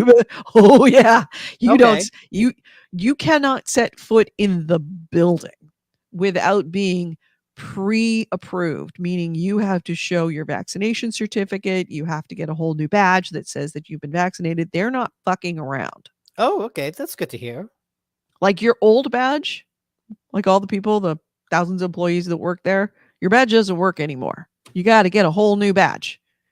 They don't want to take any chances of somebody who's unvaccinated walking into that office. But I work for a really good company. Cool. So yes, apparently this is happening. The Justice Department. Next item. I don't know if it's unfortunate timing news. Ubisoft has announced a new update to the Division 2 that just so happens to be about a hostile military force taking over a nuclear power plant, which feels that was his coincidence. No way. Oh yeah. There's no way that they were able to make this in the weeks since Russia took over. No, I Chernobyl. mean it's been 5 weeks. It hasn't even been 5 weeks since they took over Chernobyl. Yeah, game development does not move that fast. Mm-mm. It's just really. I'm sure they wish it would, but it's just really unfortunate timing. And it's especially weird considering that the Division 2 hasn't really gotten an update for a while. So I imagine this has been like just kind of sitting around for a while or kind of being worked on quietly. Because like Division 2 is no longer a consistently updated live service game. It kind of went into like standby mode where a lot of the old modes are being recycled as part of like updates. Right. And it's receiving those old updates like periodically instead of new content. So this is the first new content in a while, and it's like, oh, that's very, very coincidental timing. But then I won't know if they call it lucky timing, but it is topical timing. But then I guess when you consider what the Division 2 is, like almost anything they do would feel coincidental like that, considering it's all about urban warfare. Right. Exactly. And thank you for pointing out. I did fail to mention the kind of the above the fold news about Activision, but if you've been with us at all, you know that this is a thing. That when it comes to the Activision Blizzard shit show, that the EEOC the court has approved the EEOC's agreement with Activision to create that paltry, embarrassing, morally repugnant $18 million slush fund for victims of sexual and gender abuse at Activision. The EEOC made a deal. The court has now approved it, and it nauseates me that my government agency that is tasked with this shit directly dropped the ball. Like, if you sat down with a calculator and a newspaper article about how much Activision makes per minute or per year, you could figure out that it would take them less than a day for them to make that money. Yeah. Like a matter of a couple of hours for the whole corporation. And even if you just looked at what Call of Duty makes, it takes a couple of days of what Call of Duty makes. So I'm so upset about this, I couldn't even bring it up as a news item. Maybe in a couple of weeks, I will calm down. So, next item. I'll come back to me. So, since we're talking about shit shows, why not the other shit show? Epic versus Apple versus Epic. We forgot about that shit show. I thought that shit show ended. Oh no. No. When we last left off, there was a decision that was a most victory for Apple, a little bit of a victory for Epic. Apple has appealed. And now we have a new player. I don't really have a player, but somebody that's going in on this. So it was appealed to a federal appeals court.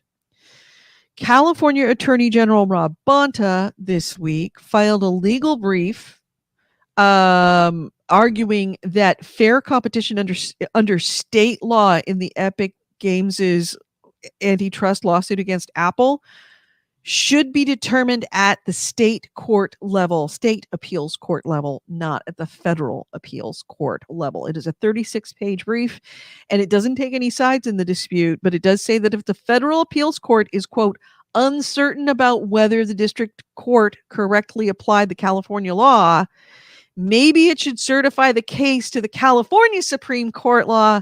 Why are you making a decision in the federal level about whether California law was applied when you haven't even asked if California has correctly applied California law? So, yeah, that happened. So it still gets, it's stickier and stickier, just like mayonnaise. It just gets stickier the longer you look at it, the longer you wait, it gets sticky. Also, that same day, Roblox Corporation, our favorite child slavery company, backed Apple's bid in appeals court. I want Roblox to put that on their front page. That's right. GameHounds quote, our favorite child slavery company. Yep. Yeah. Work will make you free. Roblox filed documents in support of Apple in their appeal bid. See, this is a sure sign that Apple's the bad guy in this fight. Yeah, I know. Of course, Roblox wants to side with Apple because that will give Roblox authority to continue to horribly exploit their creators. Right. So yeah, they said, quote, Apple's process for review and approval of apps available on the App Store enhances safety and security and provides those apps greater legitimacy in the eyes of users. It was a 12-page legal filing. So yeah, because Roblox does when they review things is they provide safety for their creators. We're not abusing them. We're keeping them safe. Yes. We're keeping them from being exploited by other people. Yeah. If all children if we're exploiting them, we're the good guys. We're the safe way to exploit your children. Your kids will not get into drugs because they're too busy working for free on our games. Anyway, so yeah, that's the latest on the Epic Blizzard. No, the Epic Apple Epic shit show. Okay. Yeah. Yeah. See, in case you needed any more evidence that Apple was the bad guy. Fuck Yep. Apple. Let's see what else have I got. Oh, I got a good one. Epic Game Store. Epic Game Store. You know that they are another one of those little entities that are providing free games. Yeah, Epic they're Game also Store does the just free games. throwing out free stuff that can barely keep track of all of it. Yep. And normally I don't ever really mention it unless it's like hits me over the face. But there is one really good game this month, and it is a huge savings. Epic Game Stores have, and you have these available until 11 a.m. Pacific time on April 7th, which is Thursday, right? 4th. Monday's the 4th. Tuesday 5th is Wednesday. Yep, that's Thursday. So this week it is a game, City of Brass, but also Total War Warhammer, which is one that is head and shoulders above most of the offerings that they put out for the Epic Game Store. It was a strategy game that it comes from back in 2016. It's a turn-based game that combines the gameplay from Total War with factions from the Warhammer series. It normally retails at $60, even still retails at $60. It is a very popular game. So if you are ever interested in testing out Total War Warhammer, it is free right now on the Epic Game Store, as well as City of Brass, another offering. Do you have any other stuff? Because I still got a couple more. One thing that we didn't mention, neither of us have Paramount Plus, but the Halo TV show has now officially come out on Paramount Plus. And yeah, and I think in the second episode they unveiled yeah, they said from the beginning Master that Chief. he would They take took off his helmet. Yeah, but they took it off in the second episode, which is kind of like, really? Yeah. It's kind of front-ending that. I mean, look, if you're going to do it, do it. Like, fucking take off his helmet. Honestly, like, the only reason it's a big deal is because it's a first-person game, and so just by the nature of playing it, you never see his face. But honestly, it doesn't make any sense as to why he doesn't show his face. Mm-hmm. I don't know. As a casual Halo player, I don't know any lore reasons why he doesn't show his face, any character reasons why he doesn't show his face. It's just, it's a first-person game, and he has a helmet on. Yeah. By the way, about that Epic Free Store games, AC Wraith does point out to remember to get all of the free add-ons as well. And you can link your Total War account for another free DLC on that. Getting free stuff is so much work. It is a little bit of work. So yeah, you were saying. Yeah, just I think they're doing it week to week, which is a choice. What, Epic?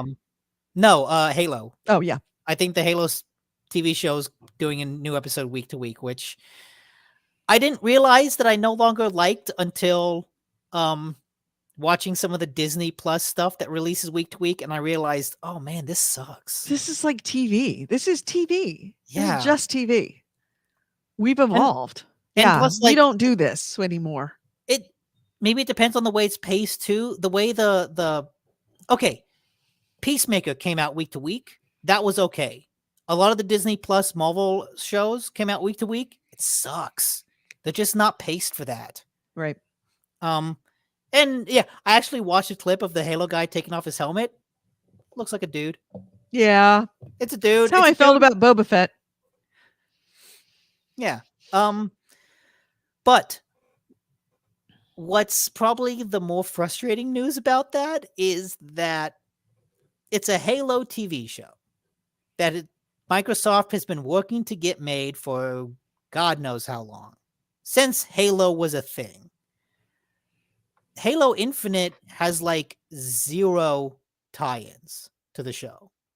Like there's absolutely 0 cross promotion. Completely lost opportunity for that. Which I feel like, honestly, it's kind of maybe a good thing because Halo Infinite is getting such Yeah, which I feel like just goes to show that the way the Halo Infinite has a live service game has morphed is really not I don't know. I don't want to say it's definitely not sustainable, but it also just leads to they're struggling to put out things. They're struggling to keep pace with players. It And seems the like it was fact an that afterthought. Like nobody ever, like somebody at the 11th hour walked in and go make it a live service, and then yeah.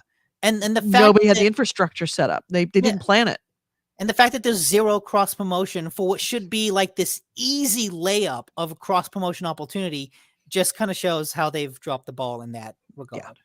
Sometimes it's better not doing something than doing something very poorly. And this is an example of doing something very poorly.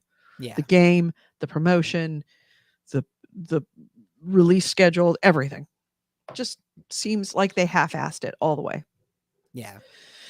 And maybe half-assing worked back in the old days when you could get away with half-assing. This is not your grandma's industry anymore. This is not the same industry it was 10 years ago or even 5 years ago. I mean, You I've can't seen half-ass it. the Halo Infinite, the multiplayer has less maps than like Halo 3 did at launch. Yeah. I remember that multiplayer came out with such promise and it was fun for a while, but I don't know, I kind of got bored of it rather quickly. There's a cat ears in your Yes, I know. He wants to be fed and he is making himself known. All right. So then Shepard for you, I will make this our last item, okay? All right. We will do this for you because I know you're hungry. I can hear your tummy growling. So last item. I'm gonna skip through because I got a bunch of other stuff. Okay. Did you just run through it real quick? Yeah, Call of Duty Vanguard is now free to play, despite the fact that it's actually a fairly recent game. Is it? The multiplayer component on Vanguard is going to be opened for free on PlayStation. Is open to free to play. PlayStation 5, Xbox Series X, and S, PlayStation 4 and Xbox One and PC. It's free to play for March 30th through April 13th.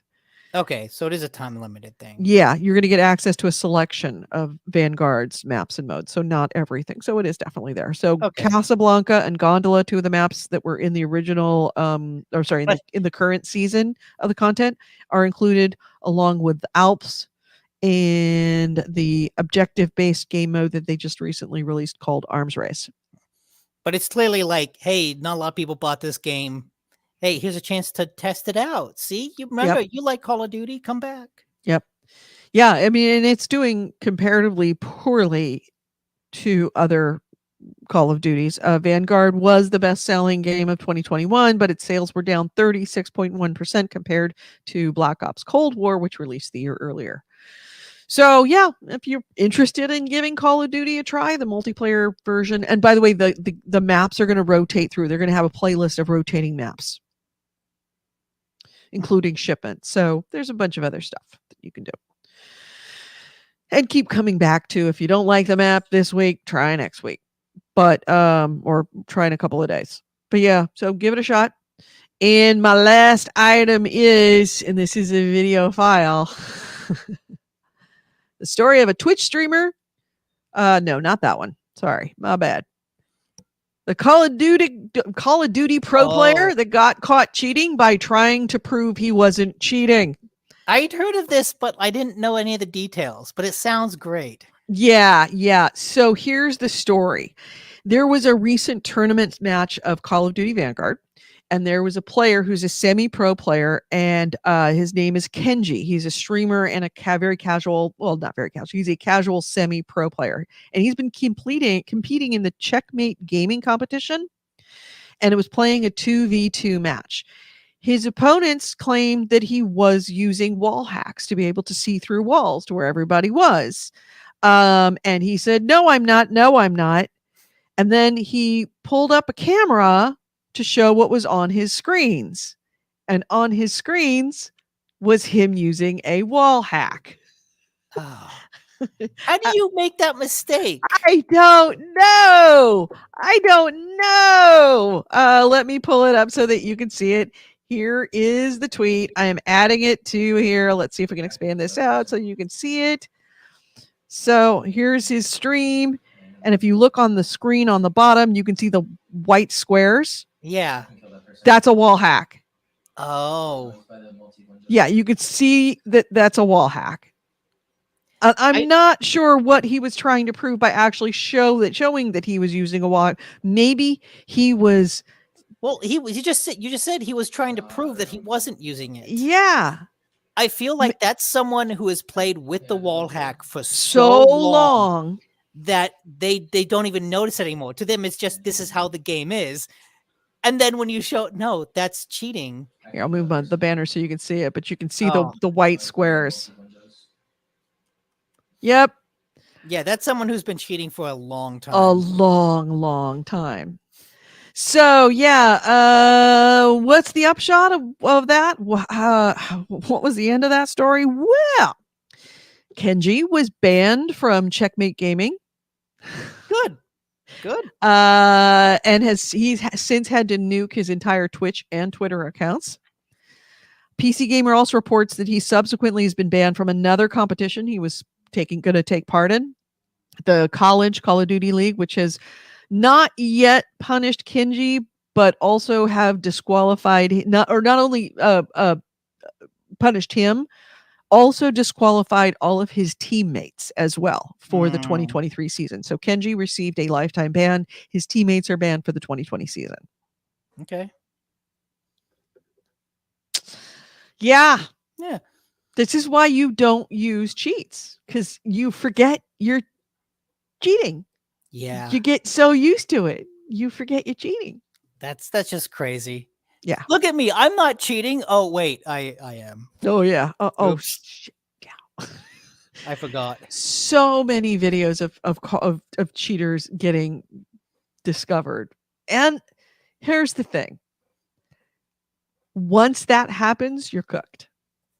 Yeah. You know, you say to yourself, I'm doing this because I need to increase my notoriety. I need to get more more viewers. I need to get more subscriptions. I need to do whatever.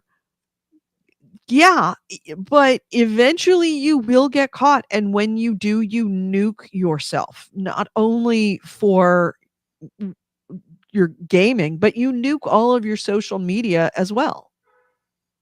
You become a pariah. And yeah, you essentially you nuke your username because you can never use the name Kenji again. Yeah. After that. So it's Blood Reaper says, damn, I feel bad for his team. I sort of do, but then again. Yeah, if they're on his team, they might have known. It's really hard to be on a team with somebody and not know. And even if they didn't know, there's a certain due diligence. I go back to my new obsession of watching banning Rust cheater videos. Inevitably, whoever is playing with the cheater also gets banned, or at least gets a warning. And if they're ever caught cheating or playing with another cheater again, they get banned, and it's an ESC, it's a game banned. And they hunt you down and keep you from playing on anything but, these servers that are just nothing but cheaters. And the answer to them is always be really careful who you play with on Rust. Same thing. If you're going to the point of where you're on a professional team playing in competition, there is a due diligence that you have to ensure that everyone is playing clean. Mm-hmm. It's a competition. Somebody's got to do the hard work. And yeah, it sucks, and you don't want to have to watch somebody playing. But if that's what it takes to go out and watch somebody play from his point of view and see how he does, and then compare and contrast, see how he does when he's not being watched.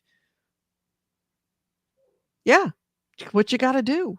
Cheat is going to cheat. And people are going to keep doing it as long as there's no gatekeepers to ensure that it doesn't happen. It is your responsibility as a team. It's your responsibility as a player of any game to ensure that your teammates are not cheating. It sucks, but it's what you got to do. Blood Reaper said, "Did he slap everyone to kill them?" That's because Bitters Plus said play as Will Smith in Fortnite. Players as Will Smith in Fortnite. Yeah. Which there has to be a Will Smith skin in Fortnite for something that he's done. Yep. It's got to be out there. Yep. I would like to see Epic do a slap only mode with Will Smith skins. It's not funny, but it is funny. It's really funny. Yeah, it's very funny.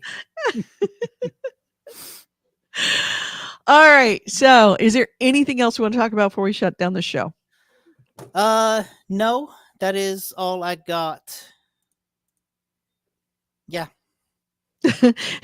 Bitter says, as Will, you will activate God mode when attacking a male while teamed up with a female character.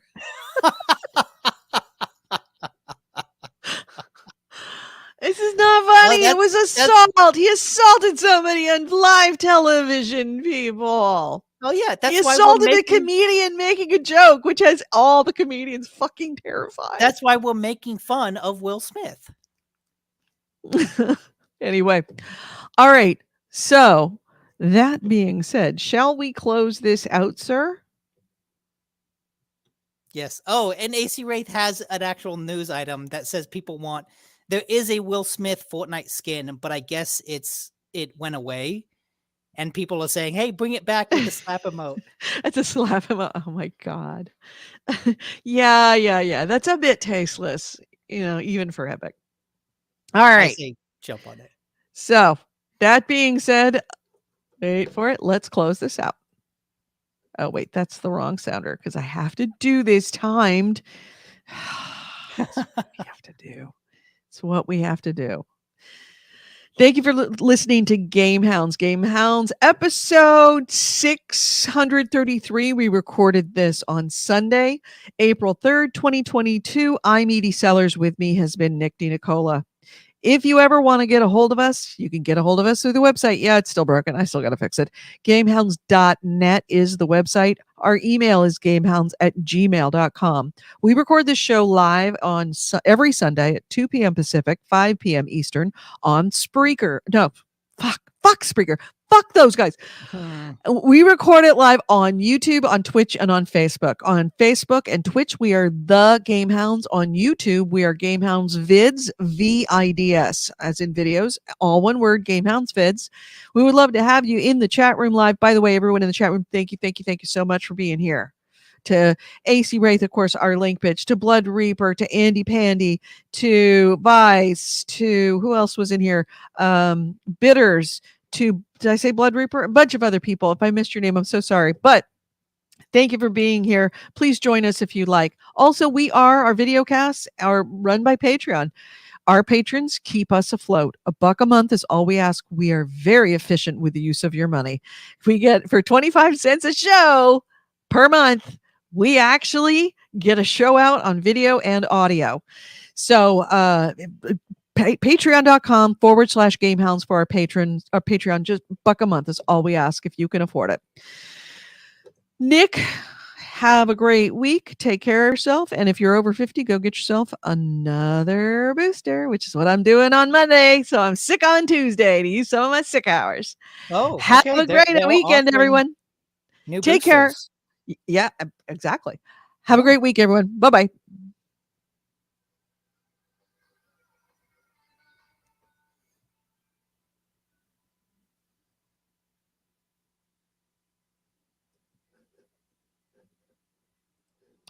And I gotta get out of the audio show.